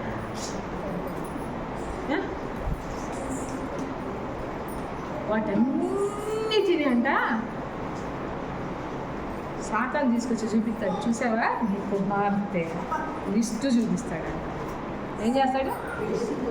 లిస్టు తీసుకొచ్చి సాతానుగాడు దేవుడి ముందు పెట్టేస్తాడు. చూసావా, నీ కుమార్తె, నీ కుమారుడు ఎన్ని పాపాలు చేశాడు, ఎన్ని దోషాలు, ఎన్ని అపరాధాలు, ఎన్ని అతిక్రమములు, ఎన్ని అబద్ధాలు, ఇవన్నీ తీసుకొచ్చి చూపిస్తే దేవుడు ఏం చేస్తాడంట? ఆ పత్రాన్ని తీసుకొచ్చి దేనికి కొడతాడు? సిలువకు కొట్టేస్తాడు. ఏం చేస్తాడు? సిలువకు కొట్టడం అంటే ఏంటి? వాటన్నిటికీ రావాల్సిన శిక్ష ఆల్రెడీ ఆయన మీద పడింది కాబట్టి సిలువకు కొట్టేస్తాడు. సిలువకు మేకులతో సిలువకు కొట్టి, అంటే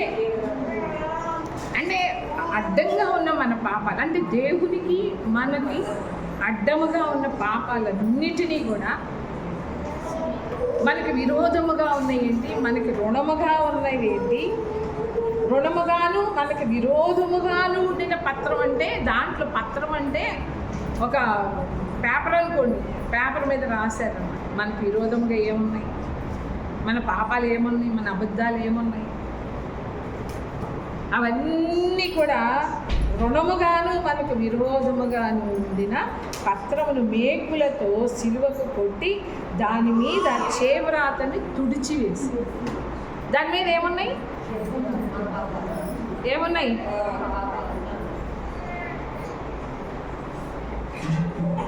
ఏమున్నాయి? ఏమున్నాయి? దారాలు ఎన్ని ఉన్నాయో లెక్క పెట్టుకున్నావు. అయింది చెప్పు. ఏంటి? ఎక్కడున్నావు? దాని మీద చేవ్రాతనంట తుడిచివేసి. దాని మీద ఏమున్నాయి? ఏమున్నాయి? దాని మీద చేవ్రాతనంట. ఎవడు రాసిచ్చాడు అవన్నీ? అవన్నీ ఏం చేశాడంట? దాని మీద రాసినవన్నీ ఆయన రక్తముతో తుడిచివేశాడంట. హల్లెలూయా. ఇక్కడ చేవ్రాతని తుడిచివేసి, దేంతో తుడిచివేశాడు? ఆయన రక్తముతో తుడిచివేశాడు. ఎంత గొప్ప దేవుడు అనుకున్నాడు. అలాంటి దేవుడిని నిర్లక్ష్యం చేస్తాం.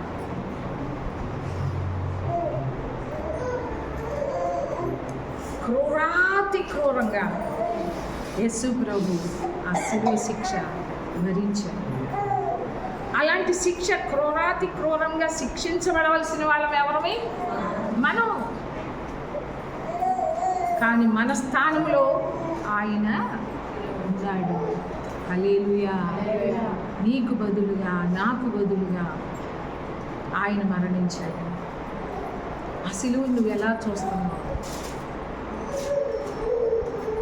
సాతాను మీద విజయం ఇచ్చాడంటే ఇక్కడ అదే ఉంటుంది కదా, ఆయనతో కూడా మిమ్మల్ని జీవం చేసి ఆయన ప్రధానులను అధికారులను నిరాయుధులుగా చేసి సిలువ చేత జయోత్సవముతో వారిని పట్టి తెచ్చి బాహాటముగా వాళ్ళందరినీ కూడా ఏం చేశాడు? వాళ్ళందరినీ బాహాటముగా వేడుకకు కనపరిచాడంట. హల్లెలూయా. ఇంకోటి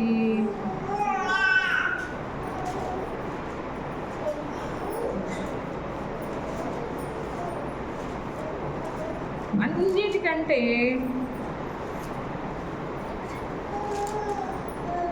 ముఖ్యమైనది సిలువలో చేసిన ఆయన కార్యం ఇంకోటి ఏంటంటే, ప్రతి ఒక్కరు దేనికి భయపడతారు చెప్పండి? ప్రతి ఒక్కరు దేనికి భయపడతారు? చావు. దేనికి భయపడతారు? మనందరికీ తెలిసినా కూడా క్రైస్తవులైన మనం కూడా దేనికి భయపడతాం? నువ్వు చచ్చిపోతున్నావు అంటే భయం ఉంది కదా. ప్రతి ఒక్కరికి భయం ఉంది. ఏది? మరణ భయం. హల్లెలూయా. మరణ భయం ఉంది మనందరికీ. అన్నిలకి ఇంకా ఉంటుంది అనుకోండి. అన్నిలకి ఎందుకు ఉంటుంది? వాళ్ళు ఎక్కడికి వెళ్తున్నారో తెలియదు, నరకానికి వెళ్తారో తెలియదు, అసలు వాళ్ళ దేవుడు వాళ్ళకే చెప్పలేదు. నేను కొంతమందిని అడిగాను, అసలు మీరు చనిపోయినాక ఎక్కడికి వెళ్తారు? ఏదో నది ఉంటుందంట, నదిలో ఈదుకుంటూ పుణ్యం చేసిన వాళ్ళంట నదిలో ఈదుకుంటూ వెళ్తారంట అక్కడ. అసలు మనుషులు ఎలా పుట్టారో కూడా వాళ్ళకి తెలియదు. కానీ మన దేవుడు మనకన్నీ, అసలు మనిషి ఎలా పుట్టాడు, వాళ్ళ పుట్టుకేంటి, మొదటి మనిషి యొక్క పేరేంటి, అసలు ఈ లోకం ఎలా అంతమైపోతుంది, అసలు మీరందరూ ఎక్కడ ఉండాలి అనేది సమస్తాన్ని కూడా మంచిగా మన ముందు పెట్టేశాడు. ఏది దాచిపెట్టకుండా ప్రతి ఒక్క మర్మాన్ని కూడా మనకి విప్పి చెప్పాడు. ఎవ్వరూ చెప్పలేదు, ఏ దేవుడు చెప్పలేదు. నువ్వు ఎక్కడికి వెళ్ళబోతున్నావని చెప్పలా, నువ్వు అసలు ఎలా పుట్టావని చెప్పలా, నీ పాపములకు వచ్చే శిక్ష ఏంటి, ఇవన్నీ కూడా ఏ దేవుడు కూడా చెప్పలేదు. ఎక్కడ పుట్టావంటే ఏమో, ఎక్కడ పుట్టాను ఎక్కడ అదే ఇక్కడ ఎక్కడో, లేకుంటే మోకాళ్ళ మీదో, లేకుంటే ఇక్కడ గుండెల మీద, కొంతమందిని అంటే కాళ్ళలో నుంచి అంట. దేవుడికి పక్షపాతం ఉంటుంది అసలు. ఒక మనిషి ఆకాశం అంత ఎత్తుగా, ఇంకొకళ్ళు భూమి కింద అంత తగ్గించి ఎవడన్నా, ఏ దేవుడన్నా చేస్తాడా మనుషుల్ని? దేవుని దృష్టిలో అందరూ సమానమే. ఆయన సృష్టించాల ఈ కులాలు మతాలు. అందరం ఎవరిలో నుంచి వచ్చాం? ఆదాము అనే ఒక్క మనిషిలో నుంచి వచ్చాం. నువ్వు నేను పెట్టుకున్నావు ఈ కులాలు, నువ్వు నేను పెట్టుకున్నావు.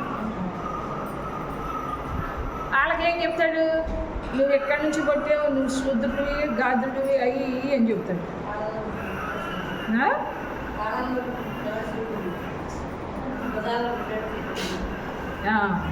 అది తెలియదు. ఏదో అప్పుడెప్పుడో చెప్పేవాళ్ళు, మీరు ఎక్కడికి వెళ్తారమ్మా అంటే, ఏమో పుణ్యం చేసుకుంటేనంట మళ్ళీ మంచిగా పుడతాడంట, లేకపోతే కుక్కో నక్కో గాడిదో ఎద్దో. ఎలా పుడతారు? పాపం చేస్తేనంట గాడిదగానో కుక్కో నక్కో పుడతారు. హల్లెలూయా. మన దేవుడు ఎంత స్పష్టంగా మనకి ముందుగానే మొత్తం చెప్పాడు. నువ్వు ఎక్కడికి వెళ్ళబోతున్నావు, ఎక్కడ ఉండబోతున్నావు, ఎలా ఉండబోతున్నావు, నువ్వు ఎలా ఆ స్థలానికి రావాలి, అసలు అక్కడికి రావడానికి మార్గం ఏంటి, నువ్వు అక్కడికి రాకపోతే ఎక్కడికి వెళ్తావు అనేది దేవుడు స్పష్టంగా క్లియర్గా చెప్పాడు. అది అర్థం చేసుకోకపోతే వాళ్ళ కర్మ. మనం ఏం చెప్పడం అంటే, ఈ లోక సంబంధమైన దేవత వారి కన్నులకి ఏం చేస్తుందంట? వృద్ధితనాన్ని కలుగు చేస్తుందంట. హల్లెలూయా. అందుకనే చూడండి, హెబ్రీయులకు రాసిన పత్రిక 2వ అధ్యాయంలో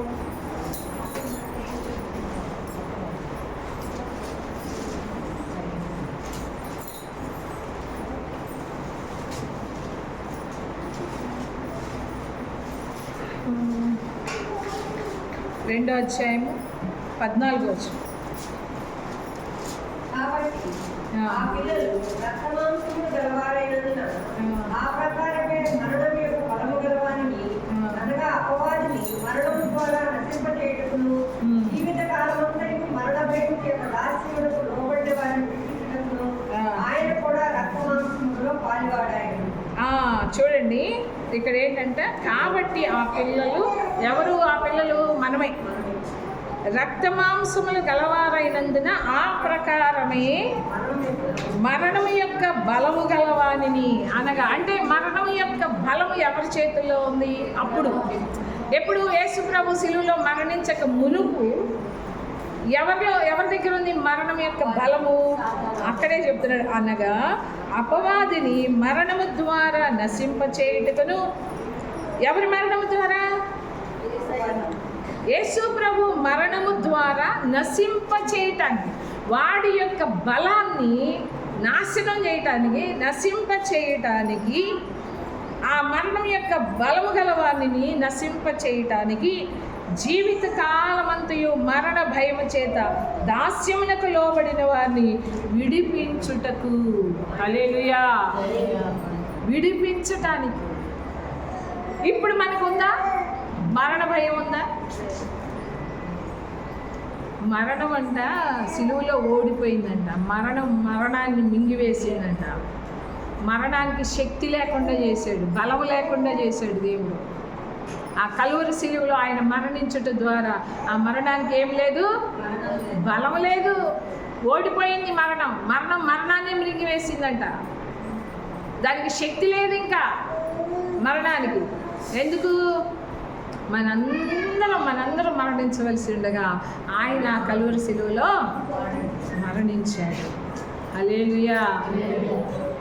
చూడండి, ఇంకా తిమోతికి రాసిన 2వ పత్రికలో ఉంటుంది చూడండి. తిమోతికి రాసిన 2వ పత్రిక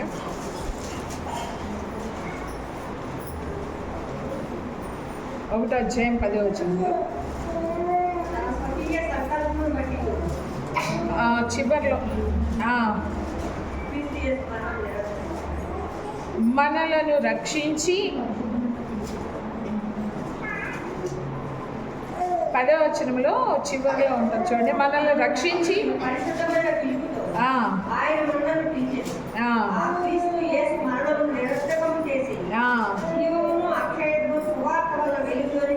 మరణాన్ని ఏం చేశాడంట యేసు ప్రభు? నిరర్ధకం చేసేసాడు. నిరర్ధకం అంటే ఏం చేశాడు దాన్ని? నిరర్ధకం అంటే ఏంటి? పనికిరాని. ఇక మరణం అంట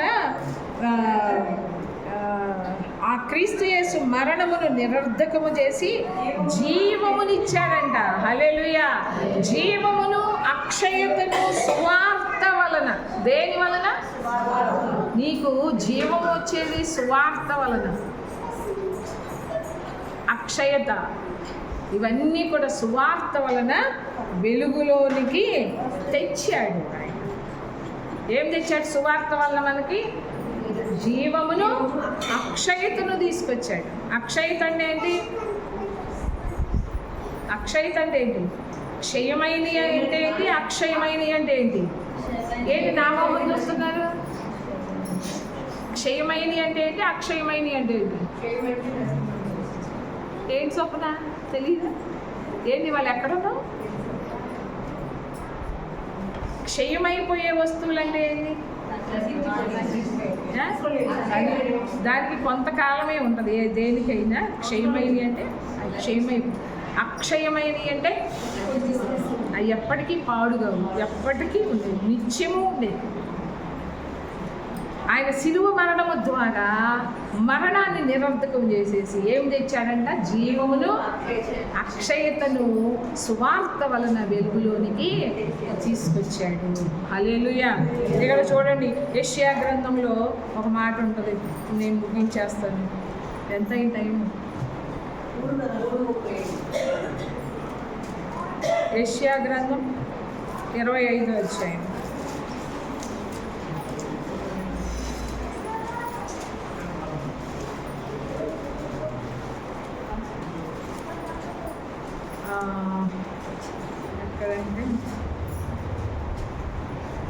8వ వచనం.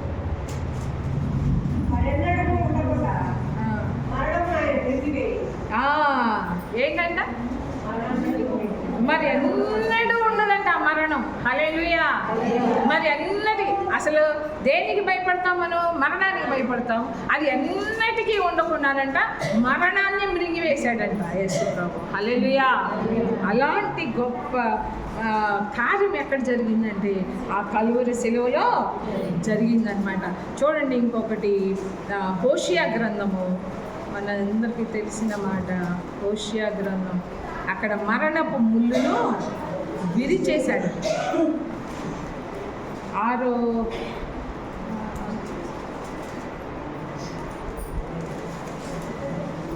ఎక్కడంటే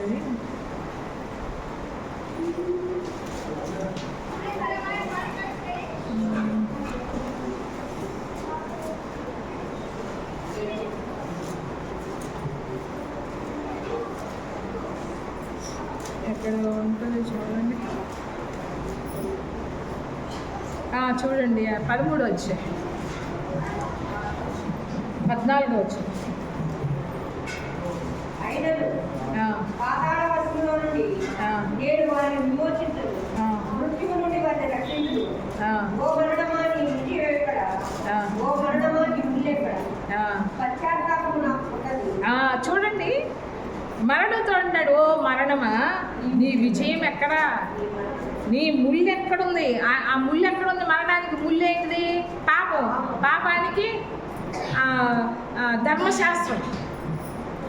ధర్మశాస్త్రం వల్లే పాపం వచ్చింది. పాపం ఏంటో మనకి తెలిసింది. పాపం వల్ల మరణం వచ్చింది. అందుకని ఇప్పుడు ఆ మరణాన్ని జయించాడు కాబట్టి ఇప్పుడు ఏమన్నాడు? మరణమా నీ ముళ్ళు ఎక్కడా? ఆ ముళ్ళుని విరిచేశాడంట.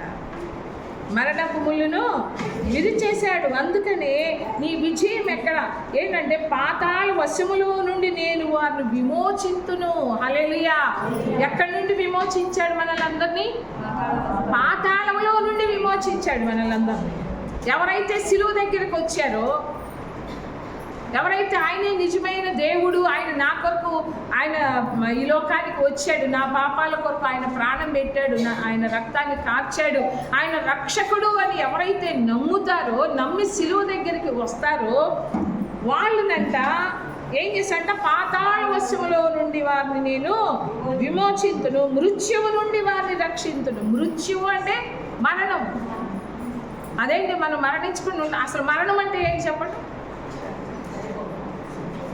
చనిపోవటం. చనిపోవటం అంటే ఏంటి?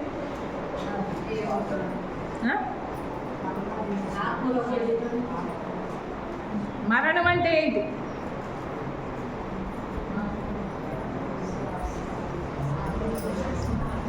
రెండు చెప్తా.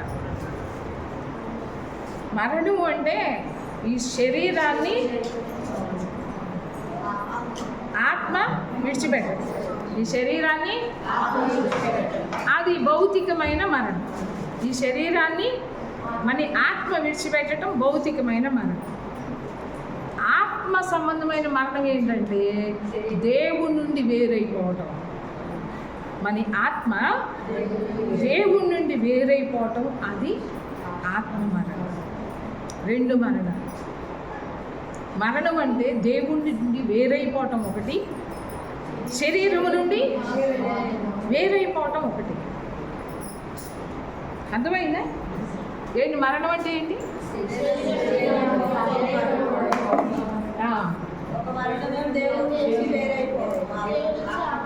ఆత్మ మరణం అంటే ఆత్మ దేవుడి నుండి వేరైపోవటం. ఎవరైతే ఇప్పుడు చదివాం కదా, మృత్యువు నుండి వారిని రక్షిస్తా అంటే ఆ మరణము నుండి, ఏ మరణం? ఆత్మ మరణము. ఆత్మ అంటే ఈ శరీరానికి మరణం లేదని కాదు. ఈ శరీరానికి అందరికీ ఉంది, పాపులకి ఉంది, అన్ని జనులకి ఉంది, మనందరికీ కూడా ఈ శరీరం అనే మరణం ఉంది. శరీరం నుండి ఆత్మ వేరైపోతుంది. అది ఈ మరణం శరీర సంబంధమైన భౌతిక మరణం. ఇది అందరికీ ఉంటుంది. కానీ ఆత్మ మరణం ఉంటుంది. అంటే ఆత్మ మరణం అంటే దేవుడి నుండి వేరైపోవడం. మనం ఏదైపోము, ఎందుకంటే మనము ఆ సిలువ దగ్గరికి వచ్చాం కాబట్టి, ఆయన రక్షకుడని మనము నమ్మాం కాబట్టి మనకేమీ కూడా ఆ మరణము ఉండదు. రెండవ మరణము అని కూడా అంటారు. దానికి మన మీద అధికారము లేదు. ఓ మరణమా నీ విజయం. ఇదే మాట కొరింథీయులకు రాసిన పత్రికలో ఉంటుంది చూడండి.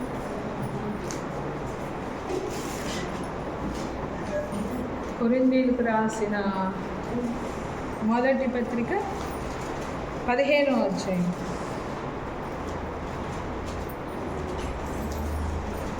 54వ వచనం. 15వ అధ్యాయం 54వ వచనం. 53 నుండి చదువుతాం. క్షయమైన ఈ శరీరము అక్షయతను ధరించుకొనవలసి ఉన్నది, మత్స్యమైన ఈ శరీరము అమర్త్యతను ధరించుకొనవలసి ఉన్నది. ఈ క్షయమైనది అక్షయతను ధరించుకొనినప్పుడు, ఈ మత్స్యమైనది అమర్త్యతను ధరించుకొనినప్పుడు విజయమందు మరణము మృంగివేయబడెను అని వ్రాయబడిన వాక్యము నెరవేరెను. ఓ మరణమా ఈ విజయం ఎక్కడ? ఓ మరణమా నీ ముళ్ళెక్కడ? మరణపు ముళ్ళు పాపము. పాపమునుకున్న బలము ధర్మశాస్త్రమే. హల్లెలూయా. మరణపు ముళ్ళు ఏంటిది? మరణానికున్న బలం ఏంటిది? పాపం. మరణానికున్న బలం ఏంటిది? పాపం. పాపానికున్న బలం ఏంటిది? ధర్మశాస్త్రం. ధర్మశాస్త్రాన్ని దేవుడు ఏం చేశాడు? సిలువలో ఇవన్నీ జరిగాయి. సిలువ యొక్క మర్మం అర్థమైందా? అర్థమైందా?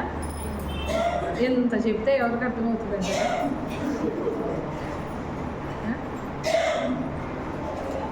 ఇంకా ఉంది, ఇంకా 5 వారాలు ఇంకా ఉంది. నిద్రలు వస్తున్నాయా?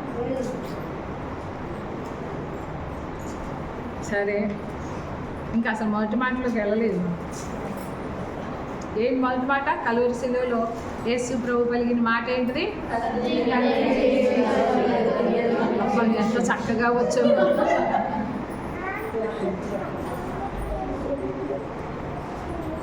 నేను ఎప్పుడు చెప్తా కదా, పాస్టర్ గారు ఏం చెప్పారు? ఒక పాట, పక్షులు ఏం పాడతాయి? పాడండి ఆ పాట.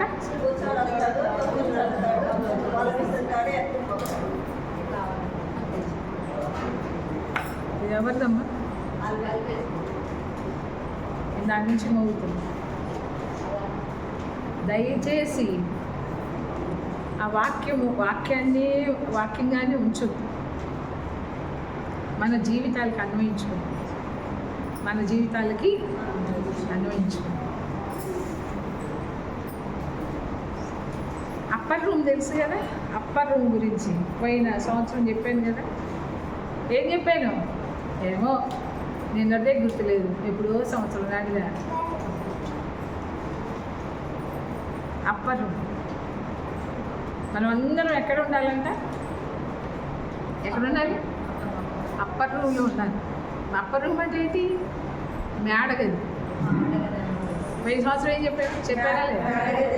మేడగది అనుభవం, గెత్సెమనే అనుభవం, అది సిలువ మార్గం. అంటే అప్పర్ అంటే మేడగది నుంచి యేసు ప్రభు సిలువ వరకు ఎలా ప్రయాణం చేశాడు, ఏ మార్గంలో నడిచాడో అవన్నీ కూడా నేను చెప్పాను పోయిన సంవత్సరం. చెప్పానా లేదా? ఏం చెప్పాను? చెప్పావంటే చెప్పావు. ఈ మాటలో వచ్చే సంవత్సరం అడిగానుకో, చెప్పావంటే చెప్పావు. ఎట్లానమ్మా? కొన్ని మాటలైనా గుర్తుపెట్టుకోవాలి మీరు. శ్రద్ధగా వింటేనే మనకి అర్థమవుతుంది, లేకుంటే మనం మర్చిపోతాం. సిలువ ఆ మర్మము అవి తెలుసుకోకపోతే సాతాను ఏం చేస్తాడంటే మనల్ని భయపెడుతూ ఉంటాడు. ప్రతిదానికి కూడా భయపెడుతూ ఉంటాడు. తండ్రి వీళ్ళు ఏం చేస్తున్నారో. ఇప్పుడు మన గోలు 5 విషయాల్లో ఉన్నారు. అప్పరం కానీ అదంతా కూడా 5 అధ్యాయాల్లో 13, 14, 15, 16, 17 అధ్యాయాలు. 5 అధ్యాయాలు కూడా యేసు ప్రభు మేడగదిలో తన శిష్యులకు చెప్తాడు. అసలు మీరు ఎలా ఉండాలి, అనేది మొత్తం వాళ్ళని బలపరచడానికి, వాళ్ళని ధైర్యపరచడానికి. ఎందుకంటే యేసుప్రభు వెళ్ళిపోతున్నాడు కదా, 3.5 సంవత్సరం వాళ్ళతో పాటు ఉన్నాడు యేసుప్రభు. వాళ్ళన్నీ విడిచిపెట్టేశారు. శిష్యులందరూ కూడా వాళ్ళ చేతి పనులు విడిచిపెట్టారు, తల్లిదండ్రులు విడిచిపెట్టారు, కుటుంబాలను విడిచిపెట్టి యేసుప్రభుని వెంబడిస్తూ ఉన్నారు. 3.5 సంవత్సరం తర్వాత యేసుప్రభు హఠాత్తుగా చనిపోతే వీళ్ళు ఏమైపోవాలి? అందుకని ముందుగానే యేసుప్రభు ఏం చేస్తున్నాడంటే వాళ్ళని బలపరచడానికి, వాళ్ళకి ధైర్యం చెప్పడానికి ఈ 3 అధ్యాయాలు కూడా మేడగదిలో, అది కూడా ఇస్కరియోతు యూదా ఉన్నప్పుడు కాదు, ఇస్కరియోతు యూదా ఉన్నప్పుడు కాదు, ఇస్కరియోతు యూదా వాడిలో సాతాను ప్రవేశించి వాడు ఎప్పుడైతే వెళ్ళిపోయాడో అప్పుడు మొదలుపెట్టాడు శిష్యుడికి చెప్పడం.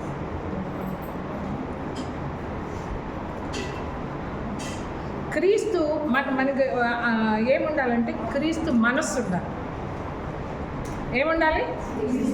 క్రీస్తు మనస్సు ఉండాలి, క్రీస్తు యొక్క ప్రేమ ఉండాలి, క్రీస్తుకున్న భారం మనకు ఉండాలి, క్రీస్తుకున్న సమర్పణ మనకు ఉండాలి, క్రీస్తు సారూప్యం మనం కలిగి ఉండాలి.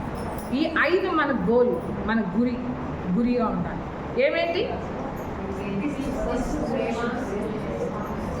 క్రీస్తు యొక్క మనస్సు మనం కలిగి ఉండాలి. అంటే వాక్యంలో కూడా ఉంటుంది కదా, క్రీస్తు కలిగిన ఈ మనస్సును మీరు అంటే క్రీస్తు యొక్క మనస్సు మనం కలిగి ఉండాలని గురి పెట్టుకోవాలి. క్రీస్తుకున్న ఆ ప్రేమ నేను కూడా కలిగి ఉండాలని గురి కలిగి ఉండాలి. క్రీస్తుకు ఏ భారం కలిగి ఉన్నాడు, ఏ భారం కలిగి ఉన్నాడు, ఆ భారం నేను కలిగి ఉండాలని గురి పెట్టుకోవాలి. క్రీస్తు కలిగిన సమర్పణ, అలాంటి గురి మనం పెట్టుకోవాలి. ఆయన ఎలాంటి సమర్పణతో సమర్పించుకున్నాడో మనము కూడా అలాంటి సమర్పణ కలిగిన జీవితం జీవించాలని మనము కూడా ఒక గురి పెట్టుకోవాలి. అంతేకాదు క్రీస్తు సారూప్యంలోనికి నేను మారాలనే గురి, ఈ 5 పెట్టుకోవాలి మనం. ఆ 5 అధ్యాయాలు నేను మళ్ళీ చెప్తాను, మళ్ళీ అక్కడక్కడ గుర్తు చేస్తాను. ఈ మొదటి మాటలో తండ్రి వీళ్ళు ఏం చేస్తున్నారో వీళ్ళకి తెలియదు, వీరిని క్షమించు. అతని ప్రభువులో ఉన్న ప్రేమ ఉంటేనే మనం క్షమించగలుగుతాం. ఏంటి? ఏముంటే క్షమించగలుగుతాం? ప్రేమ ఉంటేనే క్షమించగలుగుతాం. మనం మీ అందరికీ చెప్పాను, చాలాసార్లు చెప్పిందే చెప్తున్నా మళ్ళీ. ఎందుకంటే మన పిల్లలు మనం ప్రేమిస్తేనే మన పిల్లలు మనం క్షమించగలుగుతాం కదా. అలాగనే నువ్వు ప్రేమిస్తే క్షమించగలుగుతావు. కాబట్టి యేసు ప్రభు మనల్ని అంతగా ప్రేమించాడు కాబట్టి మనం చచ్చేంత వరకు క్షమిస్తూనే ఉంటాడు. హల్లెలూయా. ఎప్పటి వరకు క్షమిస్తూ ఉంటాడు? నేను చెప్పాను కదా, మన లిస్టు రాస్తే ఎంత ఉంటుంది, మన అబద్ధాల లిస్టే ఉంటుంది. మన చేయి చాలదులేదు, భూలోకమే చాలు. అంటే అబద్ధాలే కాదు, మన హృదయంలో ఉన్నవన్నీ కూడా, అవన్నీ కూడా లిస్టు రాస్తే భూలోకం చాలు. అంటే మనం చచ్చేంత క్షణం వరకు కూడా మనం చేసిన అన్నిటినీ కూడా యేసు ప్రభు మనల్ని అంతగా ప్రేమిస్తున్నాడు కాబట్టి మనల్ని క్షమిస్తున్నాడు. అంటే ఆయన ప్రేమ ఈరోజు ఉండేది కాదు, రేపు ఉండేది కాదు, లేకపోతే 1 సంవత్సరం కాదు, 10 సంవత్సరాలు కాదు, 20 సంవత్సరాలు కాదు, శాశ్వత కాలం ఉండే ప్రేమ. అలాంటి ప్రేమ మనం కలిగి ఉండాలి. ఏ ప్రేమ కలిగి ఉండాలి? శాశ్వత కాలమును ప్రేమించగలగాలి. ప్రేమిస్తున్నామా? యేసు ప్రభువుని ఏంటి ఆ సౌండ్? అంత సౌండ్ వస్తుంది? పెద్దది పెట్టేదేమో మరి, హై బయట కదరా.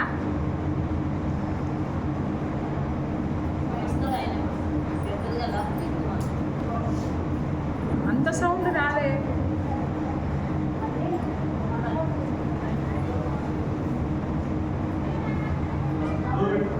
అంత పెద్ద సౌండ్ వస్తుంది. ఇప్పుడు క్షమించటము, ప్రేమించటము అంటే ఇప్పుడు మన మన మన స్వభావం ఏంటంటే వాళ్ళు మంచాలు అయితేనే మనం ప్రేమిస్తాం. అవునా కదా? మంచాలు కాకపోతే అంటే ఇప్పుడు మన మంచి వాళ్ళని దేవుడు ప్రేమిస్తున్నాడా? చెప్పండి. మనం మంచి వాళ్ళము, ఆయన మాట వింటున్నాం, ఆయన మాటకు లోబడుతున్నాం, మనం ఏ పాపం చేయటం లేదు అని ప్రేమిస్తున్నాడా? నువ్వు ఎంతగా, మనం ఎంతగా మాటికి ఇప్పటికి కూడా సిలువ వేస్తానే ఆయన,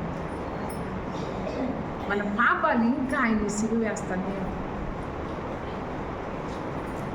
ఆయన దుఃఖ పెడుతున్నాం. అంటే మన క్రియలను బట్టి కానీ, మన ప్రవర్తనను బట్టి కానీ, మన మాటలను బట్టి కానీ, మన చూపులను బట్టి కానీ, మన ఆలోచన, మనలో ఉన్న ఆలోచనలు, తలంపులు, ఓపలు, చూపులు బట్టి కానీ, వీటన్నిటిని బట్టి మనం ఏం చేస్తున్నాం? ఆయన్ని దుఃఖ పెడతానే ఉన్నాం, ఆయనకు ఆవేదన కలుగు చేస్తున్నాం. అయినప్పటికీ మనల్ని ప్రేమిస్తున్నాడా లేదా? చెప్పండి. మనం ఎలాంటి అధవ పనులు చేసినా, చెప్పండి, మరి మనం ఎందుకు కొట్టలేకపోతున్నాం? మనం ఎందుకు కొట్టలేకపోతున్నాం అంటే, నేను అనేది ఏంటంటే ఒకేసారి వస్తుందని కాదు నేను అనేది, మనము ఎందుకు సాధకం చేసుకోలేకపోతున్నాం అనేది. మనము సాధకం చేసుకోలేకపోతున్నాం. అందరం బలహీనమే, ఎవ్వరూ మంచాళ్ళమేం కాదు. ఇక్కడ వాళ్ళు గొప్ప, వీళ్ళు గొప్ప అని చెప్పడానికి ఎవరూ లేవు అక్కడ. మనం అందరం బలహీనులమే.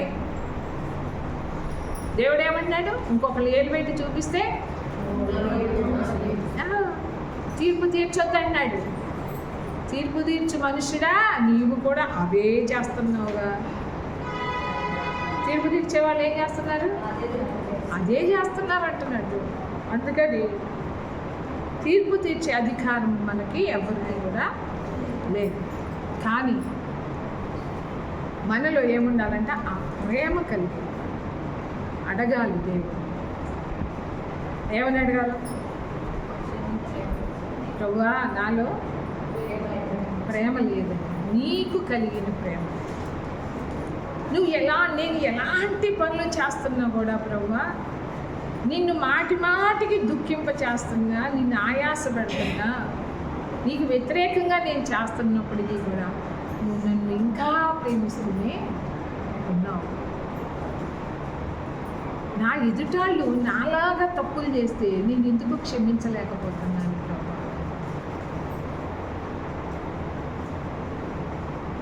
ఎందుకు మనం క్షమించలేకపోతున్నాం? ఎందుకు ప్రేమించలేకపోతున్నాం? మనందరికీ వాక్యం తెలుసు, కంటత వాక్యం. ఎందుకు మన చూపుల్ని ఇష్టానుసారంగా ఏది పడితే అది చూడటానికి మన చూపుల్ని, మన కళ్ళని అప్పగించేసుకున్నాం. ఏది పడితే అది చేయడానికి మన చేతులను అప్పగించేసుకున్నాం. ఏది పడితే అది మాట్లాడటానికి మన నోరును అప్పగించేసుకున్నాం. ఎందుకు ప్రభా, నువ్వు నన్ను ఏది చేసినా నువ్వు నన్ను ప్రేమిస్తానే ఉన్నావు. ప్రేమిస్తున్నాడా లేదా? అదే నేను ఎందుకు ప్రేమించలేకపోతున్నాను ప్రభా అని ఏడుద్దామా? దేవుని సన్నిధిలో కన్నీరు కార్చుదామా? ఆ మనసు లేనందుకు, ఆ ప్రేమ లేనందుకు, ఆ క్షమించే స్వభావం మనలో లేనందుకు మనం దుఃఖపడాలి. అందరం బలహీనులమే, ఎవరిలో లేదు ఇది. ఇప్పటి వరకు ఎవరిలో, ఏ ఒక్కరిలో కూడా, ఇక్కడ కూర్చున్న వాళ్ళలో కానీ ఎవరిలో కూడా, ఒక్కరిలో కూడా మనలో లేదు. ఎందుకు మనం పొందుకోలేకపోతున్నాం? ఎందుకు నీకు పట్టుదల మనకి ఉండటం లేదు? ఎందుకు మనం కంట్రోల్ చేసుకోలేకపోతున్నాం? ఎందుకు మనం సాధకం చేసుకోలేకపోతున్నాం? దేవుని సన్నిధిలో పట్టుదల కలిగి ఎందుకు ప్రార్థన చేసుకోలేకపోతున్నాం? ఎందుకు మన పాపాలు, మన బలహీనతల కొరకు మనం ఉపవాసం ఉండి ప్రార్థన చేయలేకపోతున్నాం? ఎన్నో ఉన్నాయి, తాగుడనే బలహీనతలు ఉన్నాయి మగవాళ్ళకి. వాళ్ళకంటే కూడా ఆడాలి ఇంకా ఎక్కువ వేరే బలహీనతలు ఉన్నాయి.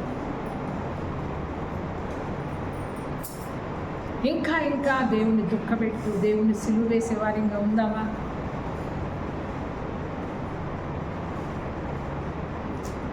మనకి స్టెఫెన్ తెలుసు కదా, మనకి స్టెఫెన్ ఏమంటున్నాడు, యేసు ప్రభు అంటే ఓకే, స్టెఫెన్ మన వంటి మనుషుడే కదా. ఎవరు స్టెఫెను? మన వంటి మనుషుడే. రాళ్లతో కొట్టారు స్టెఫెన్, మనకు తెలుసు కదా. ఏం చేశారు? చంపాలని కాదు, చంపారు. రాళ్లతో కొట్టి చంపేశారు. ఆ చివరి క్షణంలో ఏమంటున్నాడు, ఈ పాపం వీళ్ళ మీద, అంత బాధలో కూడా ఆ గాయాలు అతనికి బాధను కలుగు చేస్తున్నా కూడా, నేను మరణిస్తున్నానని ఆయనకి తెలిసినా కూడా తన కొరకు తను చేసుకోవట్లేదు ప్రార్థన. ఎవరి కొరకు చేస్తున్నాడు? ఎవరైతే గాయపరిచారో, ఎవరైతే బాధ పెట్టారో వాళ్ళ కొరకు చేస్తున్నారు. ఈ పాపం వాళ్ళ మీద మోపొద్దు ప్రభువా, మనం కొంచెమన్నా సాధకం చేసుకునే వారిగా ఉంటున్నావా? ఇంకా నేను ఎక్కువగా ఈ మాట, ఎందుకంటే ప్రతి సంవత్సరం వినేదే కాబట్టి ఈ మాట గురించి నేను వివరంగా చెప్పను. కాబట్టి ఆ మనసు మనం కూడా కలిగి ఉండాలి, సాధకం చేసుకున్నాం. అలా దేవుని యొక్క ప్రేమ, దేవుడు ఎలా క్షమిస్తున్నాడో, అంటే ఎలాంటి పాపినైనా ఎలా క్షమిస్తున్నాడో మనము కూడా, ఆయన ఇంకా పరిశుద్ధుడు. ఆయన ఎవరు? అతి పరిశుద్ధుడైన దేవుడే ఏం చేస్తున్నాడు? పాపిని క్షమిస్తాడు. ఒక పాపి ఇంకొక పాపిని క్షమించలేము. నీ ప్రేమ ఏం చేయాలి? ఇంకొకళ్ళని మార్చాలి, క్షమించాలి. నీలో ఉన్న ప్రేమను చూసి ఎవరు మారాలి? కుటుంబంలో మారాలి, రక్త సంబంధులు మారాలి.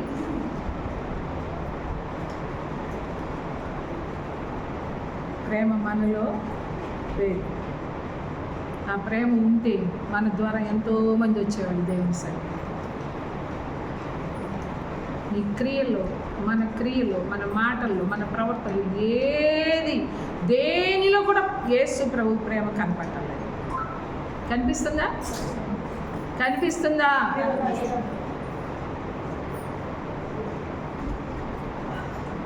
ఇన్ని సంవత్సరాల నుంచి దేవుని సన్నిధికి వస్తున్నాం.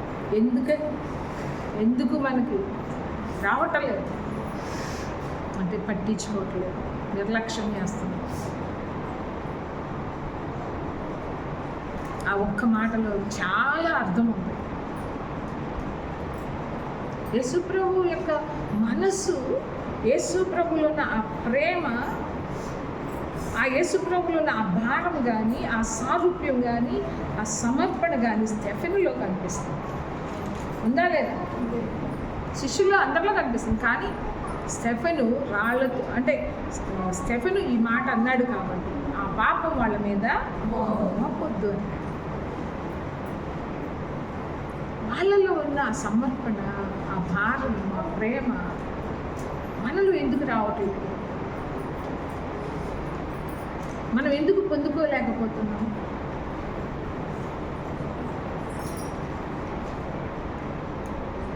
కాబట్టి వినేవారిగానే మనం ఉండొద్దు, కానీ మనం సాధకం చేసుకున్నాం. మనం కూడా మన శత్రువులను, యేసుప్రభు ఏమంటున్నాడు? నీ మిత్రులు కాదమ్మా మీరు ప్రేమించేది, మిమ్మల్ని ప్రేమించే వాళ్ళని కాదు. ఎవరిని ప్రేమించాలా? మిమ్మల్ని హింసించే వారిని, మిమ్మల్ని మీ శత్రువులను ప్రేమించాలి. వారి కొరకు ఇంకా చెప్పాను, ఇది మాత్రం మర్చిపోతాడు. ఏంటి? దీవించాలి. ఉందా లేదా మాట? హింసించే వారి కొరకు ప్రార్థన చెయ్యాలి, ఇంకా వాళ్ళని దీవించాలంట. శత్రువులు దీవించటం అమ్మో చాలా చాలా కష్టం. ఏంటంట? చాలా కష్టమైన పని. అసాధ్యమైనది మాత్రం అసాధ్యమైంది మాత్రం కాదు. ఎందుకు? మనందరూ ఉండారు కాబట్టి. ఎవరు ఉండారు? శిష్యులందరూ ఉండారు, బైబిల్లో ఉన్న భక్తులందరూ కూడా ఉన్నారు కాబట్టి అది అసాధ్యమైంది మాత్రం పట్టుదల కలిగి మనం ప్రార్థన చేద్దాం. అలాంటి మనసు నాకు కావాలి ప్రభువా, అలాంటి ప్రేమ నేను కలిగి ఉండాలి, అలాంటి సారూప్యంలో నేను మారాలి, నీకున్న ఆత్మల భారం, ఆ భారం నేను కలిగి ఉండాలి, అలాంటి సమర్పణ కలిగిన జీవితం నేను కలిగి ఉండాలని ప్రార్థన చేసుకున్నాం. అలాంటి కృప దేవుడు మనకి దయచేయంగా. ఆమేన్. ప్రార్థన చేసుకున్నాం. అమ్మ స్టార్ట్ చేయండి. అది చూస్తేనే వస్తుంది ఆ పాట స్టార్ట్ చేయటానికి.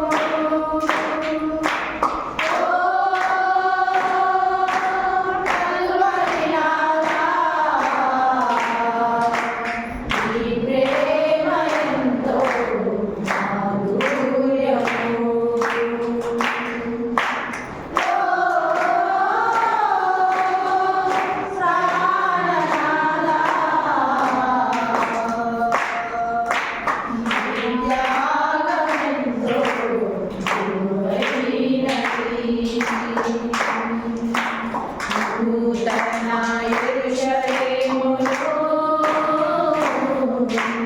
నా కొరకై కట్టుచుంటివా.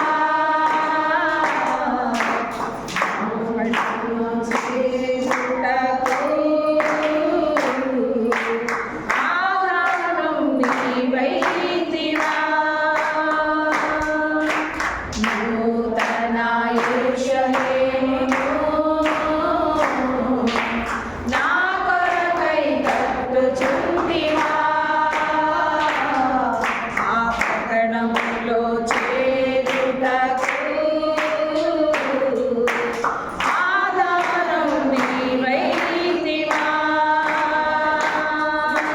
మార్గము సాక్ష్యము జీవమును నీవై ఉన్నావయ్యా. మార్గము సాక్ష్యము జీవమును నీవై ఉన్నావయ్యా. ఓ కల్వరి నాథా, నీ ప్రేమ ఎంతో మాధుర్యము. ఓ ప్రాణనాథా, నీ త్యాగమెంతో విలువైనది. హల్లెలూయా. ప్రార్థన చేసుకుందాం అందరూ ఇద్దరుగా